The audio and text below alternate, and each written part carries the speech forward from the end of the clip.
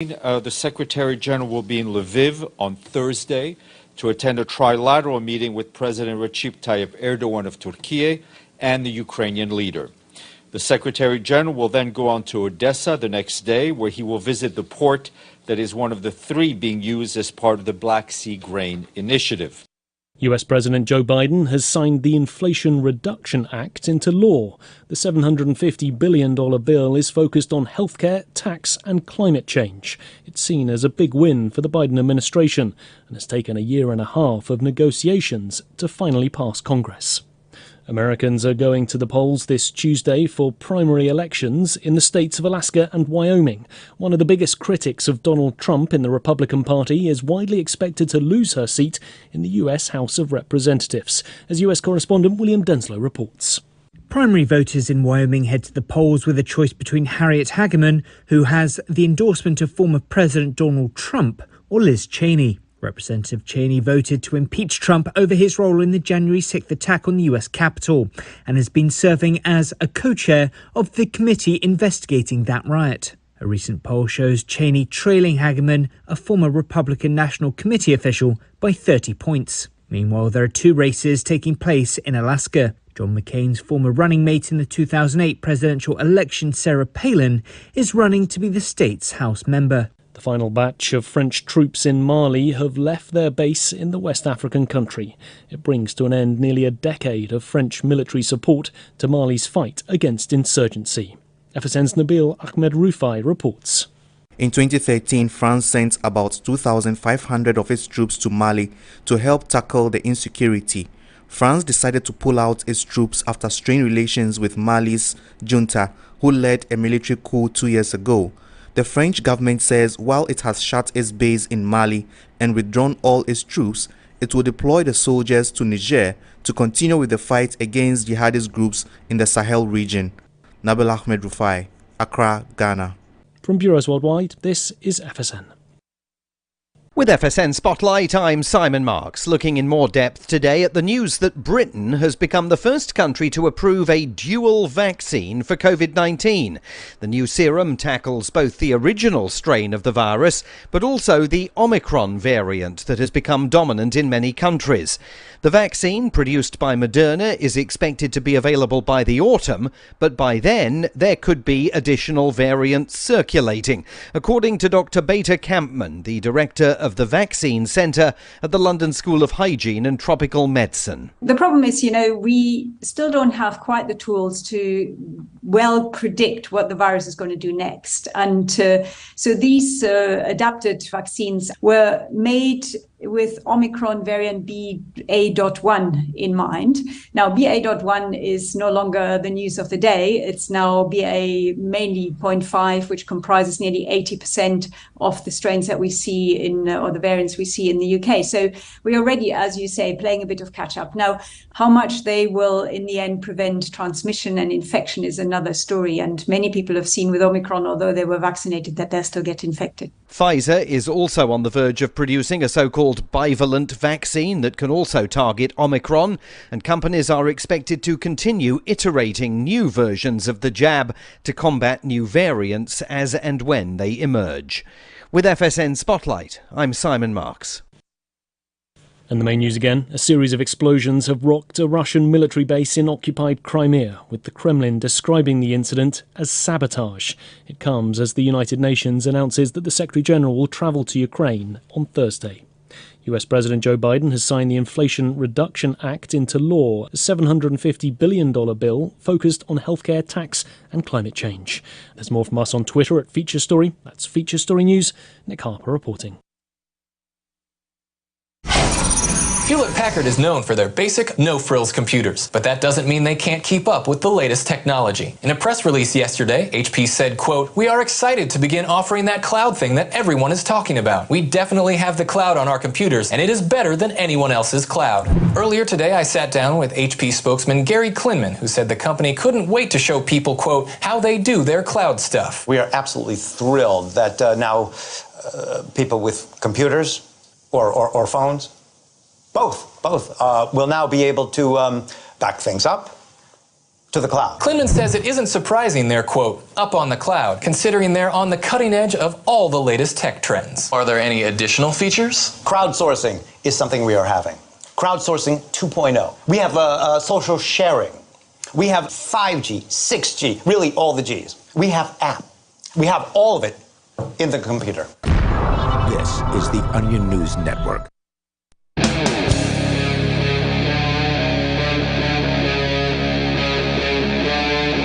Free Talk Live.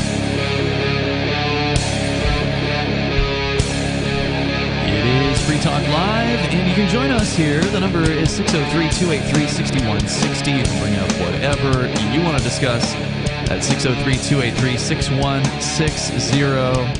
In the studio tonight, it's Ian, Aria, and Conan.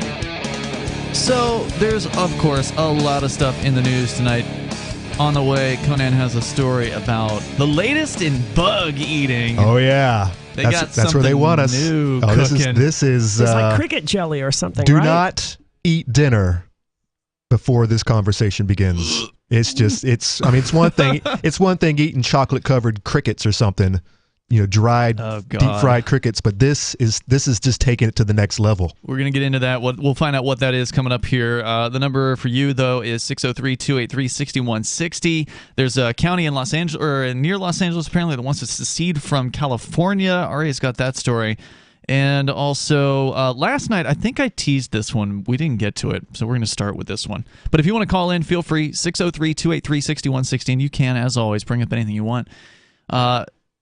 It's about energy in Europe. No, maybe you've heard, but maybe you don't know. Russia is a big supplier of energy to Europe. Right? What? How does this work exactly?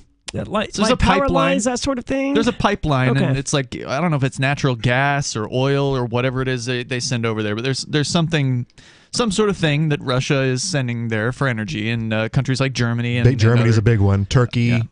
Other European countries are and China. Fairly reliant. Let's not forget our buddies China's China. not on the outs with Russia, so China's fine. Or India. Yeah, so India's fine. Europe, however, of course, has been backing the Ukrainian side of the whole Russian-Ukraine conflict. All the while still purchasing their oil from Russia, from their supposed enemies, which is just that it boggles the mind that you would basically bite the hand that's feeding you. But they are. They are. And so Putin has decided that maybe he's going to be cutting supply lines. And I don't know if he's decided. I have not paid close attention to how much he has cut or when that cut is expected to happen. Maybe it has already been cut. Turkey's getting a reduction, if I'm understanding correctly. Yeah, I don't think it's been cut off completely. Well, if we've learned anything from the economic situation in the United States, is that they don't actually have to cut anything. They just have to talk about cutting. Mm-hmm. And that causes people to freak out. Well, before all this began, I think we were only getting 2% of our oil from Russia, okay. which begs to... which you have to ask, why did it go up $2? Well, it didn't have anything to do with Russia, right? It was already going up. Yeah, that was just supply and demand, and just. Well, it leaped up after the supposed war with Ukraine began. It did, but I mean, a lot of that was probably just fear mongering, right? Like if I was in the oil business and suddenly there was a large war between Ukraine and Russia, you're going to take advantage. I don't know. I wouldn't view it as taking advantage, though. I would view it as increasing my prices so that I had a better chance of being able to resupply next month. Because who knows what prices are going to do? I did find the news. I remember seeing something in the news in recent weeks about some sort of a cut, but not remembering all the details. I do have that now. So according to Reuters, a report filed July 27th, Gazprom, which is basically, as I understand it, the Russian supplier of energy, in this case gas, has decided to cut, and apparently has not just announced that they're going to, but in the end of July they reduced the capacity of Nord Stream 1 pipeline, the major delivery route to Europe for Russian gas, to a mere fifth of its total capacity. Hey, I've got a great idea. Let's throw some more sanctions at them and see what happens. What the hell did Europe expect to happen? Exactly. Well, this is part of the Build Back Better plan. It's basically this is breaking down all their European economies and U.S. economies to build back better. Basically, Putin's telling Europe, we're not going to kill you this wintertime, But it's gonna be it's gonna pretty suck. cold. It's gonna suck. But I mean, it's gonna suck for us too. I mean, I don't know if you've gotten your electric bill yet. No, I heard they're doubling the rates. Doubling. Yeah. From 12 cents or to 11 cents to 22 cents. Wow. That's crazy. It's gonna hurt. Yeah. If you thought an extra $2 a gallon per gallon gas was rough. Well, you have to double your electric bill at the end of the month. Well, it's not completely doubling it. The cost, the supply is different than the delivery. I don't know exactly how that works. Hit, it is, no doubt. It might go up by 25% or something like that. We'll see. Heating oil is still viciously expensive, though. I had to buy some the other day. It was what is it? It was still like $4.50 per gallon, something along those lines. So I mean, they were like, "Oh, it just recently went down 40 cents." I'm thinking, oh, great. But no, it's inconsequential in the grand scheme of things. I mean, it's still basically $500 minimum for delivery. So we had heard, I don't know, I don't think we talked about it on the air, but I'd heard stories about Germany telling people to, like some landlords telling people they have to start taking cold showers, like the government turning off heat or air conditioning or something in some buildings. And now, according to a report over at Reason.com, third world countries also do not have hot water. Just want to point that out to the people of Germany and Spain and all of these other places in Europe. Now, in the midst of one of the hottest summers in recent memory, Spain has now banned air conditioners that are set below 80 degrees Fahrenheit in public spaces, including offices, transportation hubs, shops, bars, and restaurants. Similar mandates are trickling out across Europe as part of a voluntary agreement between countries in the European Union to reduce dependency on energy imports from Russia and mitigate the chance of shortages this winter. And that probably means manufacturers are going to have to prevent their units from going down below that low? I don't know if they're going to go that far with this. I think it's just, hey. I think in the long run. Yeah. I think they're just going to require people to snitch. Basically, I mean, that's the question. How is this going to be enforced? Yeah. How's Big Daddy government going to find out that Espanol over there is running 75 degrees? Yeah. I mean, it's also important to keep in mind that 80 degrees isn't necessarily intolerable, depending on where you're at, depending on the shade around, and depending on the humidity. I mean, if it's 95 degrees out, then 80 is going to feel pretty really decent. Good. Yeah. Yeah, but I mean, 80 degrees and 70% humidity is going to be very different from 80 degrees and 20% humidity. Yep, that's true. So, I mean, what's the humidity in some of these places in Spain that we're talking about? I think obviously we don't know. We're not weather people, but 80 degrees what I was trying to get at is 80 degrees is generally miserable. Having to mandate that people live this way is the problem, but I mean, it's definitely doable. They can cool off with some bug juice. I didn't even install my ACs this year. Yeah, I was going to say, this is how Conan lives every year. I mean, and it was up to 95, and it was rough. I've installed mine, but I have not used them nearly as much this year as I did last year. Last year was significantly hotter. Like this year already in August at nighttime, you're totally fine to just raise up the windows. Oh, it's done. Summer is over. It's already cooling down, and we're seeing leaves coming down. I was actually snuggled up in my blanket last night. It was that cold. Of course, I had the window wide open too, but it's obviously getting cold again. So Reason says these mandates will have little, if any, impact on detaching from Russia or preventing shortages. Instead, they serve as cover for energy policy blunders that long ago transferred massive geopolitical leverage to Russia and inflated electricity costs. AC restrictions are a horrible idea for many reasons, but they make even less sense in Europe's tourism capital in the month of August. I mean, won't old people die as a result That's what of happens. this? That tends to happen. Now, they aren't saying it's in private spaces. So they're saying the restrictions only apply to, quote-unquote, public spaces. So where there can be a snitch, essentially. Well, yeah, certainly it's much more likely somebody's going to snitch. I mean, no one's snitching on their grandma for having their AC at 74 or whatever. Well, if I was the landlord, I would love this. Yeah. This would be right up my alley. Oh, I can. You make more money. I can spend less on electricity, and that's more for me in the long run. Well, how common is that for electricity to be included in one's rent? In some apartments, I think it's included. If they don't have like a separate meter or something like that. But what if it's a grocery store or an apartment, or not apartment building, but a workspace, and you are leasing out the property? Store. I'm just trying to imagine shopping in an 80-degree grocery store. It just sounds absolutely oppressive. You might as well just start punching windows in the side of the grocery store and keeping the doors wide open. Or go at night. I mean, it's cooler at night anyway.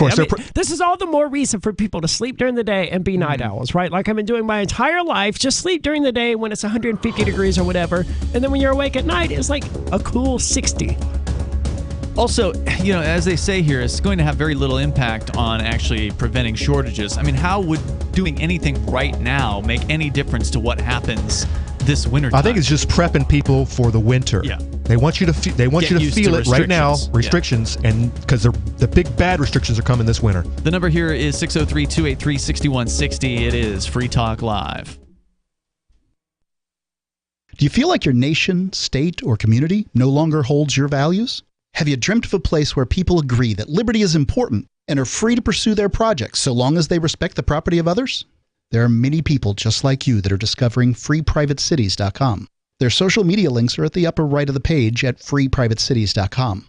All skill levels will be needed when the first of the Free Private Cities opens. It's sooner than you think. Stop arguing and build. freeprivatecities.com. Are you tired of your taxes funding endless occupations around the world? Antiwar.com is run by people who understand that wars abroad become wars at home, wars on our freedoms. Antiwar.com is dedicated to bringing you the latest in news, views, interviews, and reviews from the top movers and shakers in the anti-occupation movement.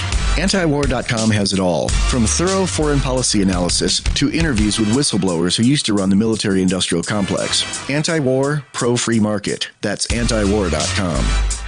After a devastating war, the alien visitors were driven back, and their willing human collaborators were left behind to face the music. When Emma Jean Anderson's ex-lover brings her from prison, Nathan Foster and his 14-year-old nephew Ben are tasked with bringing the pair to justice. An easy enough job until they discover something is inside Emma Jean, and the fate of the planet hangs in the balance. The Family Business by Mike Coopery from BaneBooks.com. I'm crazy about My Magic Mud. This is the most important oral care product created this millennium, and I'm not kidding. We all have different opinions on politics and issues, but we all have mouths. And I want yours to be as clean as possible, with teeth as bright as they were meant to be. I will never be without My Magic Mud. It's a little surprising, but man, does it work. If you only listen to one thing I say ever, go to mymagicmud.com and get 20% off with code FTL. mymagicmud.com, code FTL. We have some good news. The indictments against Ross Ulbricht in the District of Maryland were dismissed with prejudice, meaning they can never be refiled. This is especially good because those indictments contain the only charge ever made that Ross engaged in murder for hire. This was a serious allegation that Ross Ulbricht denies. It was never prosecuted or ruled on by a jury, but was trumpeted by the federal government and the media as if it were proven fact. The Maryland court held these indictments for almost 5 years, poisoning Ross's case and leaving him under a cloud of unproven allegations. As explained in Ross's appeal to the Supreme Court, the fact that the judge used these allegations to give Ross a draconian sentence of double life without parole violated his Sixth Amendment right to a jury trial. Judges are required to issue sentences based on convictions decided by a jury, not unproven allegations never even charged at trial. Although this is a positive development, the dropped indictment will not set Ross free. Now, a presidential pardon is Ross's only hope of freedom. Sign the petition at freeross.org. freeross.org. Tired of cancel culture? Sick of mega tech corporations holding an axe over your head? Join the LRN.FM Matrix chat server. It's self-hosted, so no one else can tell us what to do or say. Don't like the existing channels? You can make your own. You can even connect into some of our channels from other Matrix servers. It's federated. For the full LRN.FM Matrix experience, though, you should join our server via the step-by-step instructions at chat.lrn.fm. chat.lrn.fm. There are basically two types of advertising, direct response and branding. Radio's great for direct response with its low cost to listener ratio, but audio can't be beat for branding, which is a longer-term endeavor. You want to be the first thing that someone thinks of when they think about your product or service. If you have a local business that you want kept top of mind in your community, call the station. If you need national reach, Free Talk Live's got around 200 radio stations, millions of monthly listening sessions, can suit all budgets, and if we don't think we're right for you, we'll tell you. Email me, mark@freetalklive.com. You can stick it to the man and big tech. Join our FTL social mastodon at social.freetalklive.com.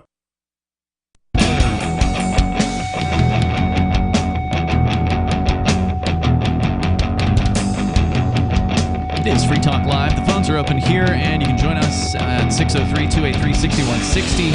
That's 603-283-6160. Free Talk Live brought to you by Bitcoin.com. Ready to start learning about cryptocurrency? you can go to Bitcoin.com and click Get Started at the top of the page. You've got some introductory videos there that you can enjoy, as many of them as you like. Dig as deep as you want, or just scratch the surface. At least learn some of the basics before you get into the world of crypto and get your first Bitcoin or Bitcoin Cash, or a fraction of them, because you can get fractions of cryptocurrency, which is very, very handy for doing things like dollar cost averaging. Go to Bitcoin.com, click Get Started at the top of the page, and do that. Start learning about stuff. And then also, if you want to get the latest news headlines, you can do that over at news.bitcoin.com. The latest news in the world of crypto, that's news.bitcoin.com. We're talking about the energy situation in Europe and also affecting, the United States to a lesser extent. Oh, yeah, coming to a country near you. Here, we're just dealing, I think, mostly with inflation pricing, right? So, the government is printing out more currency, and so therefore prices go up on everything. I don't know if there's any other factors involved. Maybe there are. I'm just not thinking of them, because you mentioned, Conan, that the energy supply price is going to double here in New Hampshire. And a lot of other states, too. Did you get your bill yet? It's coming in a couple days. Okay. Well, the solution is already here. Nuclear energy is already here. It's already viable. But it's restricted. The government regulates that. Well, thanks highly. to the government, yes. Yeah. I mean, it shouldn't, but it does. And, right. Plus you got all the leftists out there who are just terrified of nuclear energy. As soon as you mention, they start figuring out, oh no, we just need more windmills or whatever, because everyone wants to die of windmill cancer, right? Is that a thing? No. Okay. Conan knows what I'm talking about. What are you talking about? That was Trump's. But the radiation, but the windmill radiation does affect the birds, Aria. They're just dropping out of the sky because of the radiation. Donald Trump gave some speech where he was talking about the dead birds around windmills, and it's like, if you love the environment, don't go up to a windmill, because then you get windmill cancer and stuff. It was just Donald Trump ramblings like you'd expect. Right? As I understand it, it's very expensive to actually put those windmills up and to get rid of them when they're done. Yeah, and so it's basically not even worth doing. Just do nuclear. And and if you live near one, you be prepared to go crazy. Just because of what? Because it'll. Yeah. And the whole ground shaking if you're close enough. These are some crazy pieces of equipment. Huge. And they're huge. Yeah, exactly. I mean, you see them at a distance, you're like, wow, that must be pretty large. But as you get closer and closer, you realize just how they're big. Magnificent these things are. And the shadows that they cause. If you've ever had a problem with a fluorescent bulb that's going out, flickering. Yeah. These windmills create the same kind of strobe effect, and it could really mess with your head if you're not prepared. But the solution is already here. If you're worried about energy dependence on Russia or China or whatever country, the solution is already here. It's nuclear. Right, and there have been developments despite the fact that the federal government has restricted the hell out of nuclear power. There still have been developments in the technology over there's never been a years. nuclear meltdown in the United States, and the most recent one, which was in Japan, that was a catalog. A series of magnificent failures that should have all been prevented and would have probably been prevented if it wasn't for corruption. Well, plus there's another form of nuclear. What is it? The material. I think it's thorium that does not. It does not melt down. There is just it's completely safe by comparison to using uranium, which is the way it used to be done. And also, let's not forget advances in fission. Yeah, they recently did something with fission. I don't remember exactly what. They just need to figure out a way to actually hold on to that energy once it's created. So they've gotten to Instead the point of blowing where a hole in the ground. Yeah, start shooting it out into space. You don't need a whole nuclear power plant. You can have like a little box.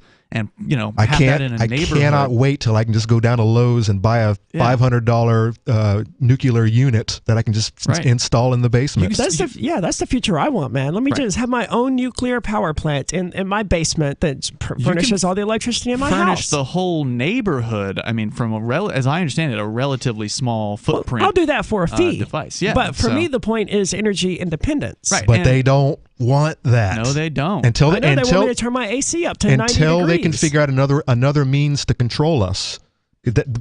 Energy is never going to be free until they can figure out some other shackles to keep us down. Well, what about solar? Isn't solar already making pretty substantial? And I realize it's never going to be 100% sufficient. If there's a subsidy attached to it, yeah, sure. If you want to buy one plain out, no, it's not. It's not happening. Like, I'm okay if you want to use subsidies to milk the government dry. I mean, we've been over this sort of thing repeatedly on the air, and I'm not a big fan of taking handouts from the government or whatever. But if you're using it to become independent of government, and the infrastructure that they've created, then I'm okay with someone getting a subsidy to install solar. Jesus the Cynic says 3 Mile Island was here in the U.S. Y'all are too young to remember that. It was. Yeah, he's right. That one has slipped my mind. But again, the technology has advanced since that time. And yet the U.S. government will not allow any. As I understand it, the rule is they just won't allow new nuclears. And we're broke. Just like they want to allow electric everyone's cars. broke. Do we even have the money to start up brand spanking new? Well, they throw millions of dollars into stupid government buildings all over the place. So, I mean, there's certainly plenty of money around. Dude, we talked last night. Yeah, right now, today. But, I mean, these projects, if we were to convince our lawmakers to give us the go-ahead, give our states the go-ahead, this wouldn't even start for the next couple of years. Yeah, well, but we don't need them. Look, private companies will put the money in if it were actually free. Elon Musk?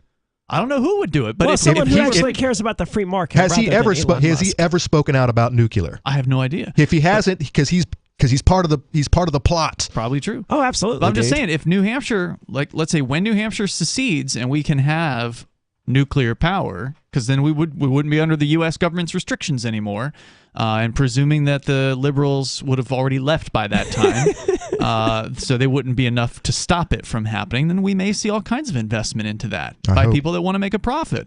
And even if it's not putting a little device in your basement for total independence, even if it's just neighborhoods get their own nuclear generating, that's still much more decentralized than what we have today. And you're not going to deal with branches hitting power lines as much, right? Because that's one of the problems right now is people die in the wintertime in New Hampshire, not because of a blizzard, but because they lose power. The fallout. Yeah, because some sort of branch went down on a line and it took them days to repair it. Honestly, what's amazed me that now I've lived in New Hampshire for like 4.5, maybe 5 years, however long it's been, is that there aren't more power outages. I mean, like in the South, if it snows an inch or if it's, ices over even a little bit, there are widespread power outages. Where here in New Hampshire, snow doesn't necessarily mean you're going to lose power. I remember the Great Ice Storm of '94, as they called it, back in Mississippi, where, I don't know, maybe like 6 inches of snow or something like that. The entire state was just deadlocked for a solid week without electricity as a result. They can't drive. They don't know what they're doing. There's no salt on the road. Yeah, we're 6 inches here in New Hampshire. We're like, all right, time to go to work. Elon on nuclear. I think modern nuclear power plants are safe contrary to what people may think, the Tesla and SpaceX CEO said. I really think it's possible to make very extremely safe nuclear. Yeah. And I'm talking about fission. You don't need fission. You don't need fusion. Musk said. Well, now I have to find a reason to hate nuclear. So thanks, Conan, for digging up that Elon Musk quote. He's just right about it. A broken clock is right. But he's not actually. So. What projects is he working on currently? What money is he milking from the government to start? He's got Starlink now. He's doing a battery thing. But he's not doing free energy project. Wasn't there an issue recently with Starlink? I may be misremembering something. The number 603-283-6160. The power prices, we're talking about the power prices here, possibly doubling soon.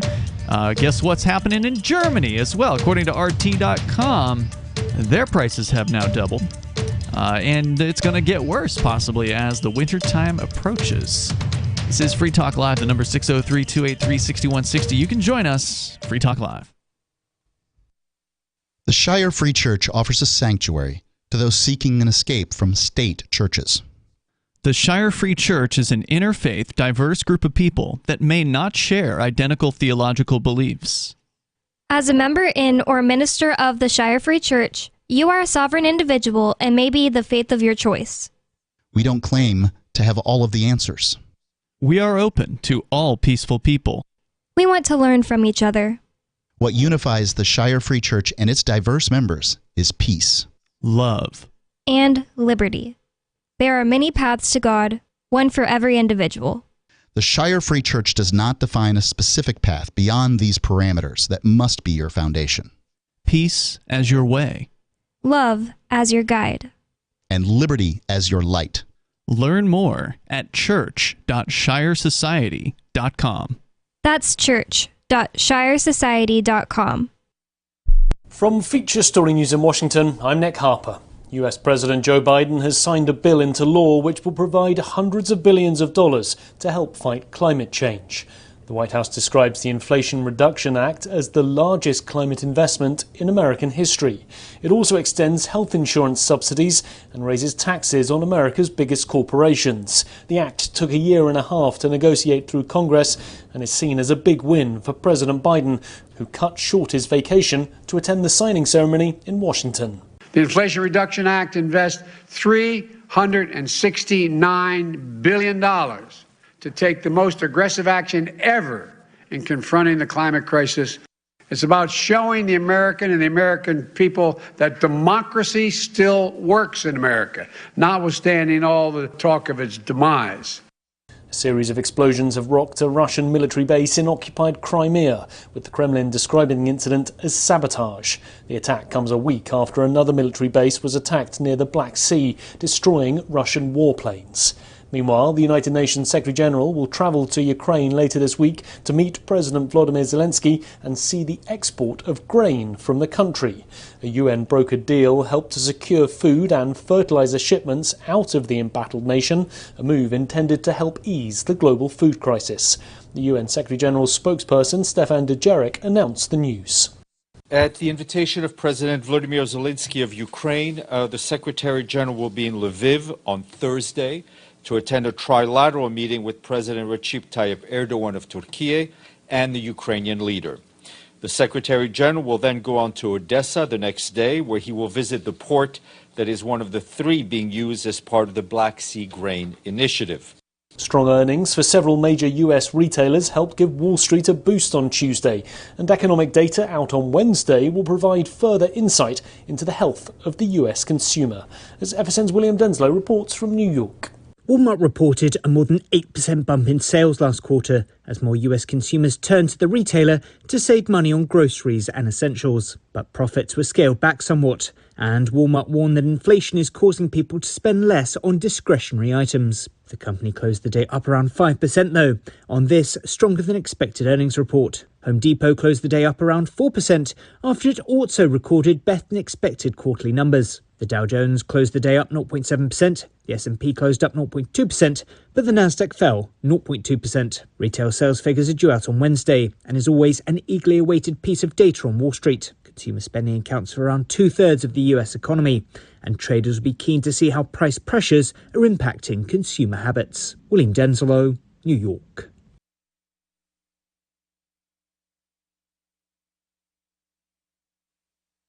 Don't miss a moment of Free Talk Live. Get our archives daily via our podcast at feeds.freetalklive.com.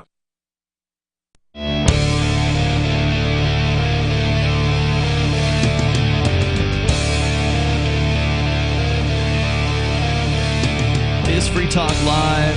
We're talking about energy, something that everybody can relate to. Yep. It's like food, gas, energy. That's prices of things around the world are going up. And of course, that has to do with the fact that the governments of the world have been printing money. It's not just a U.S. thing. I was reading another story, and I'm sorry I can't give credit to who it was, but they were talking about the money printing that's been going on, not just in the United States, but also in Europe. Because both the U.S. and the European governments, or the EU, turned on those printing presses during the whole COVID thing, and they just went crazy with trillions of dollars and trillions of euros worth of money printing. I mean, when are people going to realize that the problem here, there's a common denominator here. With all of these problems, with the Ukrainian-Russia crisis, the energy crisis, the supply shortages, the inflation, all of these things have a single common denominator as a problem.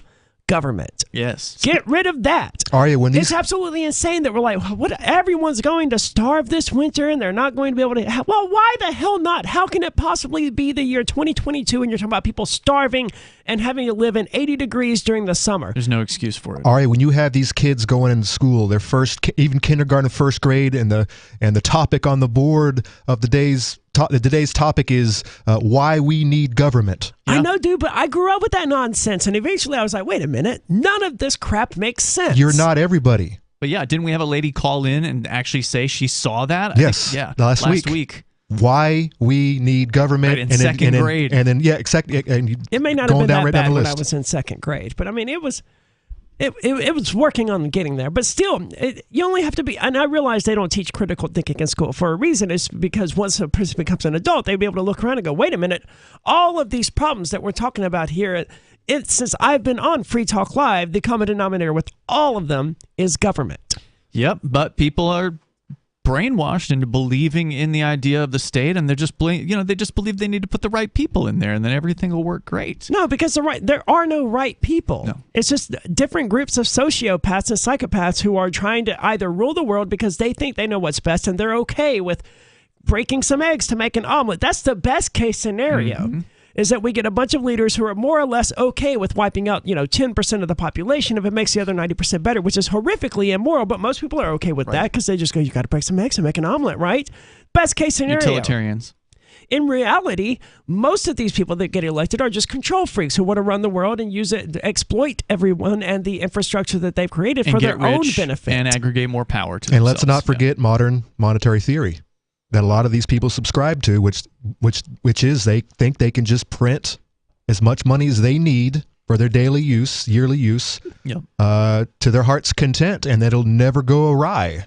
So the story about Spain restricting air conditioning right now during one of the hottest summers in recent memory to no more than 80 degrees Fahrenheit. Is it really the hottest year on record? I said recent memory. Because I said recent memory. It's not here in New Hampshire for sure, but I mean, there's an entire ocean between us and Europe.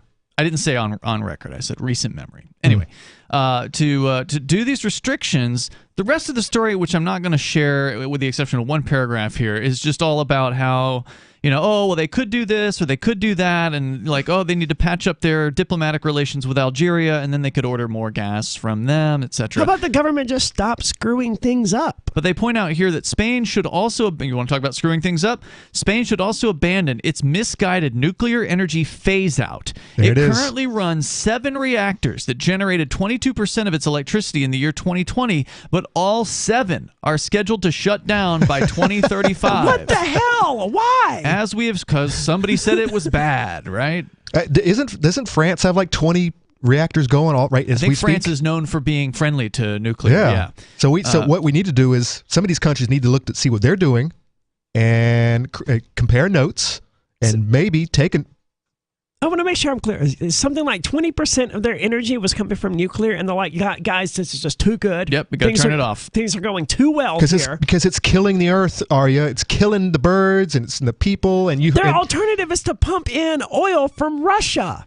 And I don't know the numbers, but I'm willing to bet. My gut tells me that nuclear is a safer and greener alternative than oil. It's much safer. I would assume so. Especially with the newer technology. So as we've seen in U.S. states like New York and California, when nuclear plants have prematurely closed, the result is more reliance on fossil fuel imports and higher electricity prices. Better start digging that coal out of the earth again. Insane. This is absolutely insane. I'm ashamed to call myself a human being at this point. I mean, what the hell is wrong with you people? Arya, stop. It's happening to us, too. It's going to be happening here in New Hampshire and a lot of other U.S. states. They've been trying to shut down the nuke reactor out in, I think, the Seacoast, right? Or did they shut that down? Well, they shut the one down right across the street in Brattleboro. In Brattleboro, yep. Before we moved here. Ago. What happened? There was a nuclear reactor in Brattleboro? Yeah. Really? Yeah. Well, yeah. The hippies got that one shut down. Okay, Thanks, Vermont. But that's the hippies in Vermont, right? But they were feeding power over here.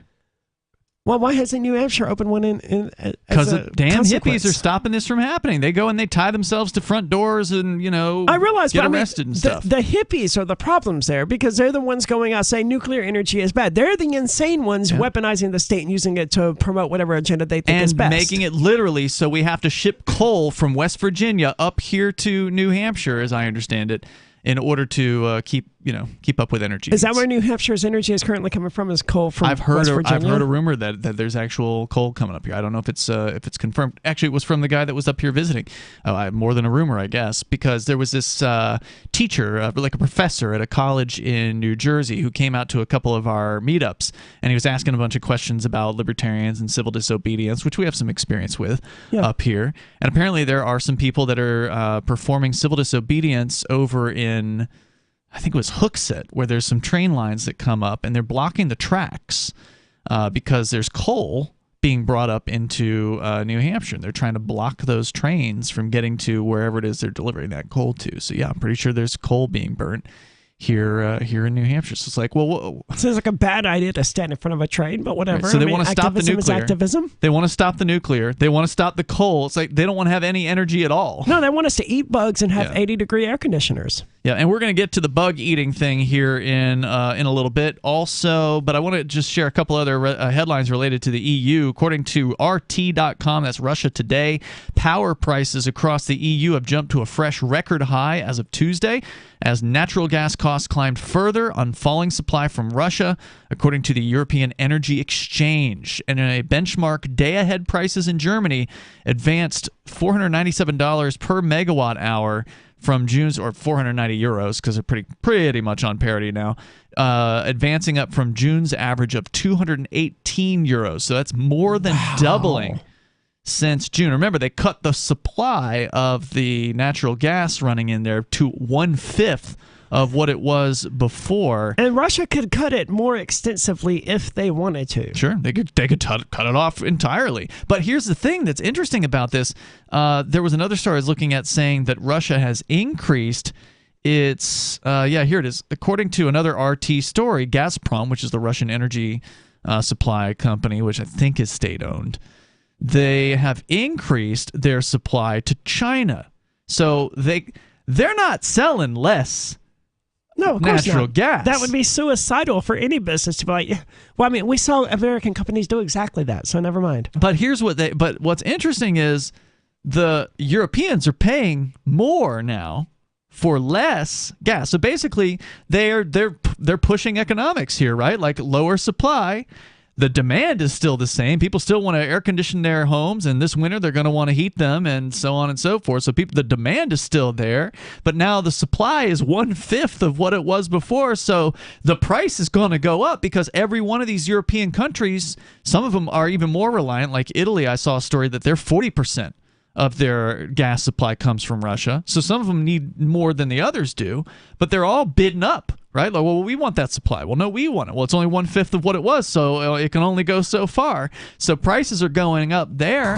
Meanwhile, Russia's selling the same amount of fuel down in China, so they got even more revenue coming in. This is a big deal for them. It makes me wonder why war and these sort of national conflicts even exist at this point, when nations are so interdependent on one another. It's crazy. You have to be suicidal to start one of these fights. Yep. The number here is 603-283-6160, and now Russia can fund their war better because they got more revenue coming in. It's Free Talk Live. Why did you move to the Shire? I moved here to the Shire because there's other people around who take liberty just as seriously as I do. I moved to the Shire because I saw videos of people challenging authority and thought that I could get support myself. It called to me, like, do this right now. I wanted to be around people like me who got it, and once I got here, I knew there was nowhere else that I wanted to be. I've always wanted to change the world. So I moved to the Shire to join people who were actually working towards doing the same thing.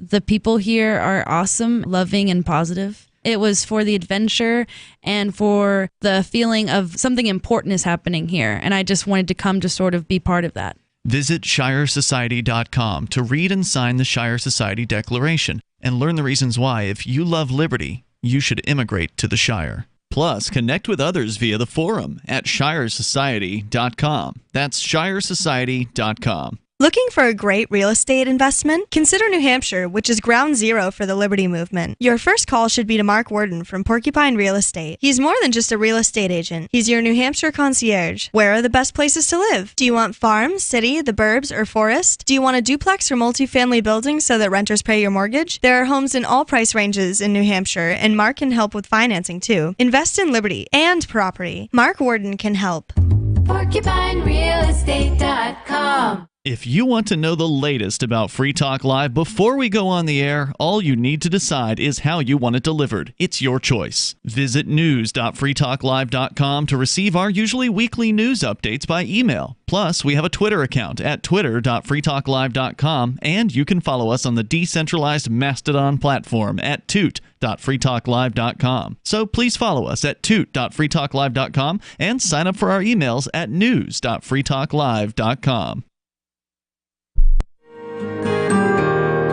So the protection of life, liberty, and property is what the Free State Project is all about. But it's an effort to move 20,000 people who understand. It's about demonstrating to the entire country that, yeah, we can have a free market, a truly free market. Making it just a freer, great place to live. It's the world's largest voluntarist libertarian community, and it's only getting bigger. That's amazing, to be able to move to a place where other people passionately believe in being free and independent. What the Free State Project is managing to do, though, is to put their money where their mouth is. It's physically getting up across the country and saying, let's go someplace and let's demonstrate the power of these ideas. There's a lot of kind of philosophy that surrounds liberty. There's a lot of thinking about it and talking about it. But here in New Hampshire, people are doing it. 101 Reasons Liberty Lives in New Hampshire, a documentary by Free State Project Early Movers. Watch it free at 101reasonsfilm.com. 101reasonsfilm.com. There are lots of ways to listen to Free Talk Live. Our podcast has been around since podcasts began, and now the FTL feed is loaded with content besides our full show archives. Did you know that we make it easy for you to customize your podcast subscriptions? We have different feeds, one that includes only our full shows, one with just the Daily Digest, and our main feed that includes everything. You decide what you listen to. It's quick and easy to customize your feeds at feeds.freetalklive.com. That's feeds.freetalklive.com. So you've signed the Shire Society Declaration and are planning your move to New Hampshire to be around more liberty-oriented people. Next, sign up for the Shire Society Forum at forum.shiresociety.com. There are a bunch of people there who are already in the Shire, and they want to meet you. If you're already in the Shire physically, you should also come by the forums. Remember, not everyone uses Facebook. New people are signing up for the Shire Society Forum every month, so drop in and say hello at forum.shiresociety.com. We're still not sure why you'd want to watch, but our video feed is streaming nightly for free at cam.freetalklive.com.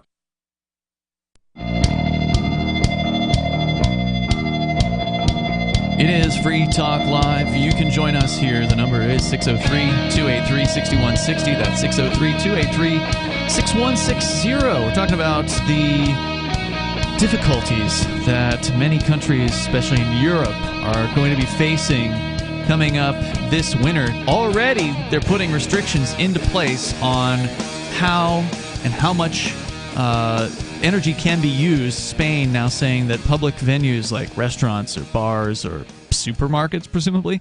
Oh, God. I didn't even think about that reality of working in in a kitchen where the AC can be... Can't be higher than or lower than 80 degrees Fahrenheit. Kitchens get unbelievably hot. Well, apparently the article I had about this from Reason.com said there already been 2,000 deaths this summer before the restrictions went into place in Spain because of the heat wave. I believe it. So, I mean, it's going to get worse. I mean, the only jobs that I know for sure, bricklaying is supposed to be significantly worse. And, the people who load cargo into trucks. It's a tough job. Those are probably significantly worse than working in a kitchen. But in a kitchen, you are right there next to enormous amounts of heat-generating things. They're designed to generate heat. Sure. And you got to have that air conditioner well below 70 if you want it to have any effect at all. So that's what's happening there. We're going to get into the whole bug situation, Conan. You've been following this pretty closely with the... Well, not this particular article, but the whole thing. The bugs in general. The push that's happening out there from it's people nonsense. like the you World can buy them on Economic Amazon? I ordered some recently. A mixed bag of For real? of dehydrated crickets. And Are you actually going to eat them? No, I'm going to get my friends and coworkers too. I mean, they're going to know that they're bugs and stuff, right? But this is what I do. I provide them with gifts. I have a bag of cricket flour that was given to me for Christmas a couple years back. I want the tarantula. I've been meaning to order the tarantula. Well, I want to get into an actual tarantula that's been killed that you can eat. I want to get into it in a moment here, but first we do have Penguin on the line in Virginia. You're on Free Talk Live, Penguin. Oh, stand by. I had you muted, I think. Yes, go ahead, sir. Hey guys, I have some great topics talking about eating the bugs and the nuclear power, and this is very similar to nuclear power, but I want to address it because last segment, last night, you brought up, you were talking about homeless people and everything. You're talking about the situation and different causes of the problem and solutions or whatever. And I like to look at, I'm not going to necessarily look at the most left-wing solution, but just the most humane, but also the most market-oriented solution. And I think the obvious solution to all housing problems, regardless of the fact that a lot of the homeless people are obviously mentally ill and have a bunch of other problems, is just build more damn housing. And it's really that simple. No, it's that's not the problem. They wouldn't live in your houses. How are you gonna? Some of these people don't even want to live in your houses. Not if they have to register. They don't want their names out there. I don't think that's why most people are homeless. Go ahead, Penguin. I'm not saying give it directly to the homeless, though. Well, actually, that's the thing. You don't have to build super low quality housing or low income housing. You don't have to ban the building of luxury housing. You don't have to intervene in the market at all. You build more housing, even if it's luxury and mid and Section 8, whatever you build, just by increasing market supply, you will lower rent. Yeah, I covered that last night. I mean, the fact is these cities that have the worst problems with the homeless are also cities that have incredible restrictions on building. Yeah, there's no central agency here to just build more houses. You got to remember, something like 50% of the land west of the Mississippi River is owned by the federal government. All of that land should be available for any person who wants to go out and claim it and build a house on it if they want. That'd be even better. And it's not just regulations on housing. A lot of these cities that have homeless problems, they also have the best homeless benefits. Sure, they're honeypots. They're straight up honeypots. Yeah. If you were to remove these from the equation, you'd have homeless people spread out. Because you can't get rid of them. You're always going to have homeless people. Mm-hmm. But if they all want to congregate in one place, they're going to create a cesspool. That's fact. Yeah, that's true. But you have a full spectrum of homeless, from the most just helpless, kind of mentally destroyed person everywhere, to people that are incidentally homeless and that might benefit from whatever programs or whatever out there. And and there's some places that have insanely tight housing markets. And the thing is, these states and these cities, and California is notably the worst, have created this situation where just houses, it's insane. If you just read an article, listen to a podcast, and libertarians done work, and they've gone to insane amounts in every city, in every locality, pretty much all throughout California, all these progressives, to make sure nothing can be built, because they don't want to enrich developers, or some of them are just rich folks that don't want new people moving into the area. And you've got progressives that want the government to handle everything. We can't let developers build anything, and so people suffer because of it. I mean, I agree, but the libertarian approach of we need to build more houses so we can make more money by charging the homeless people rent, that's just not a good selling point that's going to reach the bleeding hearts. I understand it's technically correct, right? But it's like walking up to a car crash where a bunch of kids flew through the windshield and said, well, thank God the government doesn't require people to wear seatbelts, right? It's not the time and place to make that argument. The libertarian response to this is not to build more homes. It is to remove the regulations, and it's to open up zoning to allow people to live their lives the way they want. But you're never going to sell that idea to people who aren't logical, and most people aren't logical when they approach these things. They want to hear, how are you going to make me feel better about the problem? What's the homeless like in Houston, Texas? There's no zoning there, right? That's right. I don't know. I'm curious. I know Austin has a problem, but I mean, we had the quote homeless person problem solved here in Keene. Well, not solved, but we had a solution going on here in Keene that you mentioned on the air. Enforce private property rights. Kick them out. The Hannaford's grocery market was owned by a leftist who was very open to allowing these people to have shacks and lean-tos and tents and stuff like that on his property. And the city of Keene came along and said, no. We can't have this. That's the problem, is even if you get rid of zoning, which I support, get rid of that crap, they're still going to have building codes. And then, so, even then, the homeless people can't build their own shelter. Then they got to have some hired professional government-connected construction company. That's one of the regulations I'm talking about to get rid of. And not not necessarily everyone wants to do that. Some people would be content with just living in a tent. A tent with maybe a lantern and maybe an electricity and maybe or a van down by the river.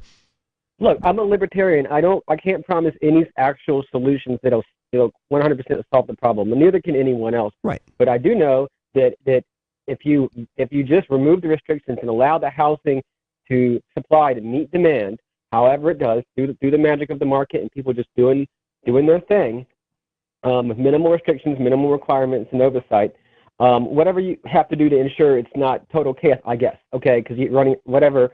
But if you make it as market oriented as possible, then the prices will go down, and you'll remove these stupid restrictions on only allowing, if anything at all, only allowing single family housing to be built. So we can start building apartments again. I mean, I'm not saying build huge common blocks everywhere, because you're not intervening in the market to enforce that. But one example of what happened here in Keene, there's a privately run homeless shelter here. And the government has 100 Nights, has one right? as well. Yeah, it's called 100 Nights. We've talked about it on the air before, and it's got an interesting history. When they first opened, the government told them, well, you don't have the fire suppression system here. You can't open up. Yep. And they're like, well, it's getting cold. Well, the whole point of this thing is to open during the 100 coldest nights of the year so homeless people can come in and have a warm place to, not freeze to death. And the guy who was putting this thing together back then, he's no longer involved, but the Don Primrose, I think was his name, he was like, we're just going to open anyway.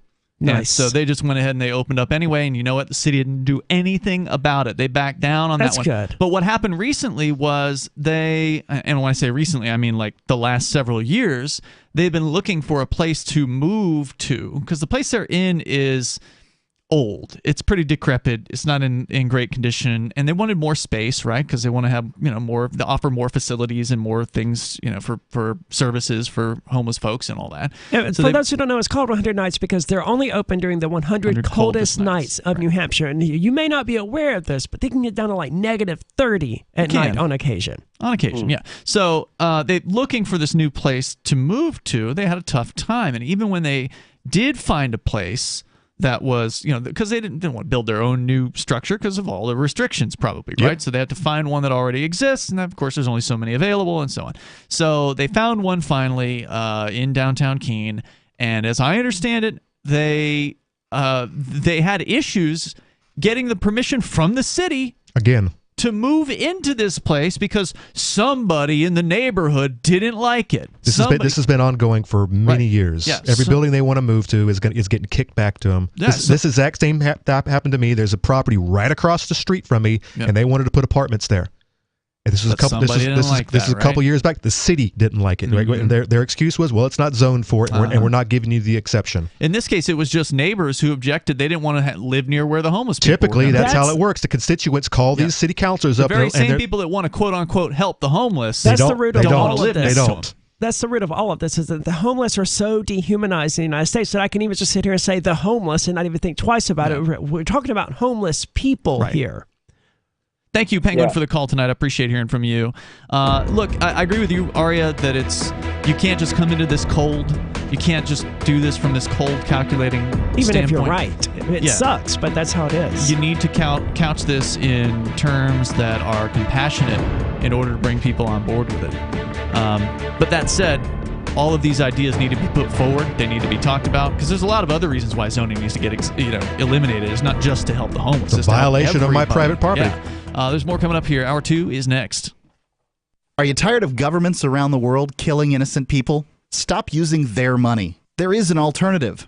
Bitcoin is a stateless, free market, non-political currency. Bitcoin is money that cannot be inflated or controlled by any state. By continuing to use their money, you're perpetuating the killing. Stop doing it. You have an incredible alternative available to you now. Learn it, use it, spread it. Get started with Bitcoin at Bitcoin.com. It's Bitcoin.com.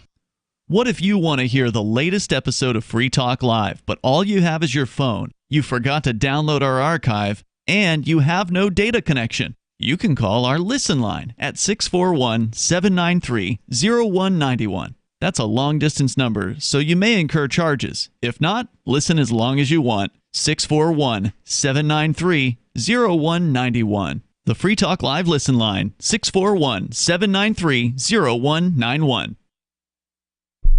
The new 4th edition of Healing Our World, The Compassion of Libertarianism, will take your understanding of liberty to a deeper level and has over 1,300 updated references, new cartoons, and a foreword by Dr. Ron Paul. With discounts for multiple book purchases, the 4th edition of Healing Our World is a great gift for the liberals, pragmatists, environmentalists, and Christians in your life who think libertarianism is cold-hearted. Get yours today at healing.freetalklive.com and use promo code FTL for a $5 discount. Tired of cancel culture? Sick of mega tech corporations holding an axe over your head? Join the LRN.FM Matrix chat server. It's self-hosted, so no one else can tell us what to do or say. Don't like the existing channels? You can make your own. You can even connect into some of our channels from other Matrix servers. It's federated. For the full LRN.FM Matrix experience, though, you should join our server via the step-by-step instructions at chat.lrn.fm. Chat.lrn.fm. You're listening to the live edition of Free Talk Live. Hour number 2 is next after the news here on the Liberty Radio Network at LRN.FM. From Feature Story News in Washington, I'm Nick Harper. US President Joe Biden has signed a bill into law which will provide hundreds of billions of dollars to help fight climate change. The White House describes the Inflation Reduction Act as the largest climate investment in American history. It also extends health insurance subsidies and raises taxes on America's biggest corporations. The act took a year and a half to negotiate through Congress and is seen as a big win for President Biden, who cut short his vacation to attend the signing ceremony in Washington. The Inflation Reduction Act invests $369 billion to take the most aggressive action ever in confronting the climate crisis.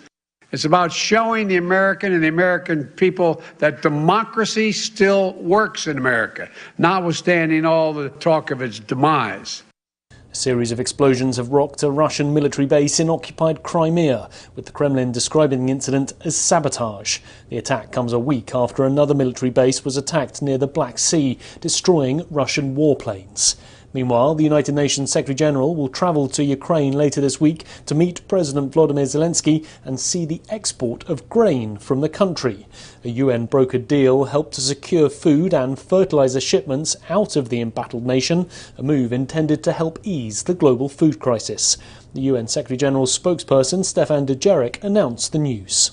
At the invitation of President Volodymyr Zelensky of Ukraine, the Secretary-General will be in Lviv on Thursday to attend a trilateral meeting with President Recep Tayyip Erdogan of Turkey and the Ukrainian leader. The Secretary-General will then go on to Odessa the next day, where he will visit the port that is one of the 3 being used as part of the Black Sea Grain Initiative. Strong earnings for several major US retailers helped give Wall Street a boost on Tuesday, and economic data out on Wednesday will provide further insight into the health of the US consumer, as FSN's William Denslow reports from New York.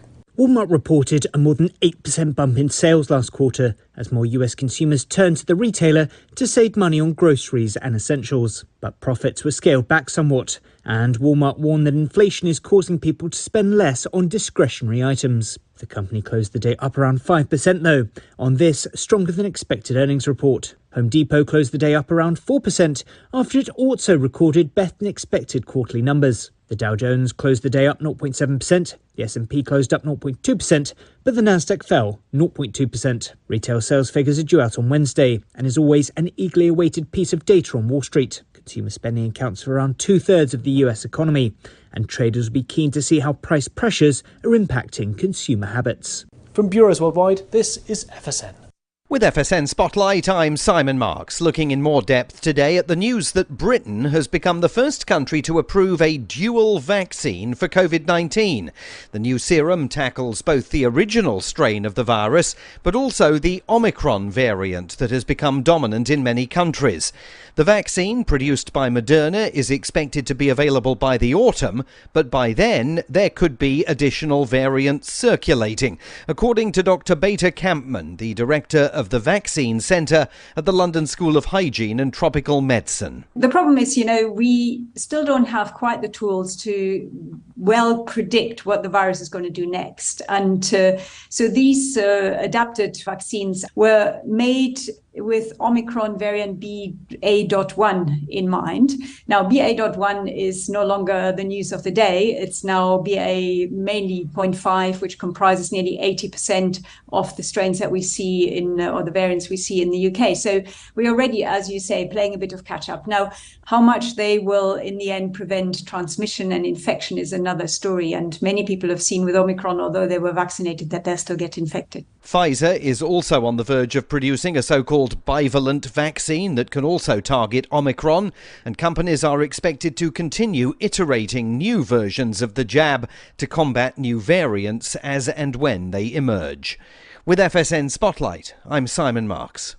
And the main news again, US President Joe Biden has signed a bill into law which will help provide hundreds of billions of dollars to help fight climate change. A series of explosions have rocked a Russian military base in occupied Crimea, with the Kremlin describing the incident as sabotage. The UN Secretary-General will visit Ukraine later this week. and strong earnings for several major US retailers helped to give Wall Street a boost during Tuesday's trading. There's more from us on Twitter at Feature Story. That's Feature Story News. Nick Harper reporting. Did you know that 35% of high school girls report that they've only had sex with 1 or 2 partners a year, instead of having the living shit out of them by any guy they see? Did you know that only half of all 17-year-old males report without a condom, even though it's really the only way to go? There are thousands of American teenagers today who are unaware of the full benefits of your brains out all day, every day. These otherwise average high schoolers haven't been taught about every chance you get, pounding each other dry and never ever pulling out. Every sexually active high school student should know this stuff. Ditch the condoms, because it's always better raw. Stop worrying about STDs. Every chance you get. Just keep and and strangers, doesn't matter who. And most importantly, be direct with your partner about how badly you want to fuck their brains out. This is the Onion News Network.